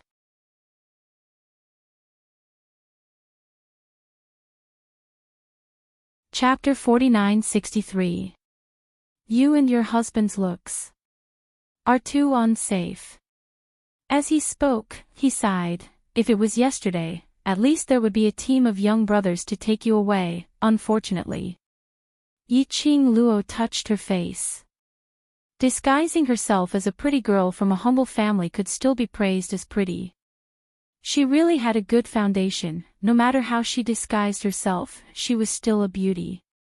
Her slender brows rose slightly. Between her delicate brows, there was an unquestionable firmness. I know you have good intentions, but my husband is very powerful, so I am not afraid of whatever dark void hall, whatever Jiang family's aristocrats. Don't worry about us, they can't hurt us husband and wife, and will absolutely not let them hurt you. Finishing her words, the young lady slightly raised her head, playfully winked at the man beside her. Ah Yun, am I right? The man's brows at this time, there was a touch of gentleness and tenderness. Listening to the young lady saying, husband, and us husband and wife. His mood was so happy that he could fly to the sky. Hearing her call him that, it felt great. Looks like he had to settle this title as soon as possible. Dmo Xian's eyes drooped, affectionate and affectionate, yes. What you said, are all right. The tea house boss saw that he couldn't persuade them, and could only helplessly say, then both of you, you have to be careful. Yi Qing Luo's long and narrow eyes twitched, suddenly asked, oh yes, you mentioned a team of young brothers, who are they? That team of young brothers also had a conflict with the Dark Void Hall. The tea house boss nodded. Yesterday, the Dark Void Hall came to make a scene. Coincidentally, that team of young brothers were resting here. Both sides had a little conflict, and then started to fight. Yesterday, that group of young brothers also taught the Dark Void Hall a lesson. Today the Dark Void Hall's eldest brother and sister came over. I'm afraid they heard that the team of young brothers had left, and came over to take revenge on us. Unexpectedly. Today, they had kicked an iron plate again. The Dark Void Hall had been taught a lesson for 2 consecutive days. The Jiang family's aristocrats were probably going to intervene. No wonder the tea house boss kept persuading Yi Qing Luo and Dmo Xian to leave. After all, the Anshu Hall had been suppressing their hatred and anger for 2 days. That team does have guts. Yi Qing Luo's eyes flashed with a trace of admiration. The tea house owner said, "That team seems to be a mercenary group. They probably got separated from the mercenary group. I think I heard them mention that they are some people from the World Mercenary Group." The tea house owner sighed with emotion. As expected, heroes come from the young. I wonder when did such a young mercenary group appear in the God realm. Furthermore, they are filled with righteousness. If they can grow up, they will definitely be able to make a name for themselves in the God realm. Yi Qing Luo, did she hear wrongly? Did she hear wrongly? World Mercenary Group. The World Group. How could this be? Yi Qing Luo's eyes widened as she looked at DMO Xian and then at the tea house's boss. "Boss, you just said what mercenary group? Can you repeat it again?" Under the heavens mercenary group. The tea house owner said. Yi Qing Luo, was it a coincidence? Weren't the World Group brothers still in the Earth realm? How could they possibly reach the God realm? How was it possible for them to fight in the God realm? Unless they were using cheats. Yi Qing Luo expressed that her inner heart was in shock, as she couldn't react in time. Seventh Miss Who Likes Trash, Overlord, please be gentler with your love and please collect it.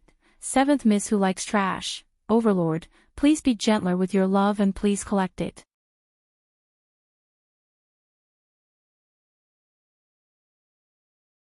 Chapter 49-64. Yi Qing Luo suppressed the shock in her heart. Where did they go? No matter if it was a coincidence or not. She had to chase after them to take a look. What if? Were they really her bunch of brothers? The tea house boss pointed to a place. I seem to have heard that they were going to look for someone or somewhere. Yi Qing Luo had an intuition. That bunch of people were probably her brothers in the World Group. But she had to settle those two pairs of cousins from Dark Void Hall first before she could chase after the World Group. The few of them were talking. Dark Void Hall. The people from Dark Void Hall are here. Suddenly those villagers who were crowding around abruptly turned around and went back into their own rooms. As though they were facing a great enemy, they all ran away. In a split second. The tea house, which was originally slightly crowded and bustling with noise. Instantly, there was only the tea house boss, Yi Qing Luo and DMO Xian trio. But in a blink of an eye, 10 overcultivators dressed in black robes swarmed up. The ones leading the group, who were being carried by the carriage, were those two cousins. Yo, young lady's guts aren't small, you actually didn't run. The leading lady, LV Ni's eyes were filled with viciousness as she looked at Yi Qing Luo venomously. Run. The leading man, Lu Sanzong, caressed his wound which had already been bandaged as he gave a chilly laugh. You're rather smart, knowing that you can't run, so just wait for your death here obediently. Those 10 overcultivators dressed in black robes had already swiftly surrounded the entire tea house. Lu Sanzong and LVNI walked down from the carriage. Their faces were filled with the complacency of capturing their prey, and the joy of venting the anger in their hearts. Young lady. Lu Sanzong's vision was glued onto Yi Qing Luo's face. The young lady's looks. As compared to those beauties whom he had seen before, she indeed wasn't considered as beautiful. But she had that pair of eyes. Like a fox. Just one look and he felt as though there was a whirlpool in those eyes, sucking him in. Especially when the young lady's charming smile was like a blossoming flower. He inexplicably felt that that face was very attractive. Lu Sanzong stared at the young lady, looking her up and down and feeling disgusted. Suddenly, he gave an evil smile. Young lady, what benefits do you get from following that gigolo? Why don't you follow me? As long as you follow me, I won't hold it against you for your rude behavior just now, and I'll let the people in this village go. As he spoke, he stroked the stubble on his chin with his fingers. There was a disgusting smile in his eyes. That piercing gaze, this made Dmo Xian's expression sunk. His eyes that were pure like sapphires were covered in frost at this moment, and they emitted killing intent. His bamboo-colored robe fluttered even though there was no wind. "Cousin, I want that pretty boy." LV's greedy voice came from the side. "You're so good-looking, and your strength isn't weak either. You're quite suitable to be my gigolo." Both of them had witnessed Dmo Xian's strength. He knew that Dmo Xian was unfathomable. But, now, they had a helper. Why would he be afraid of these two young people? Lu Sanzong clapped his hands. "One for you and one for me." Perfect. He wanted to see for himself. These two seemed to be aloof and virtuous, like banished immortals. After being captured by them. "We'll use what kind of face," begged them. Just thinking of this scene made him feel excited. Both of their gazes were extremely nauseating. Courting, death. Dmo Xian squinted his blue eyes as he looked at Lu Sanzong with a murderous look. He bent his fingers, and a dark glow flowed through his fingertips. "Seventh Miss who likes trash, Lord Overlord, please be gentler with your love." Seventh Miss who likes trash, Lord Overlord, please be gentler with your love. You're tuning into the LoveLore Library YouTube channel. We're so grateful for your support, and don't forget to subscribe to join us on this incredible journey through captivating stories. Your generosity through donations truly makes a world of difference, as it's the primary source of revenue that allows me to expand and enhance this channel for you. Thank you from the bottom of my heart for being a part of this adventure.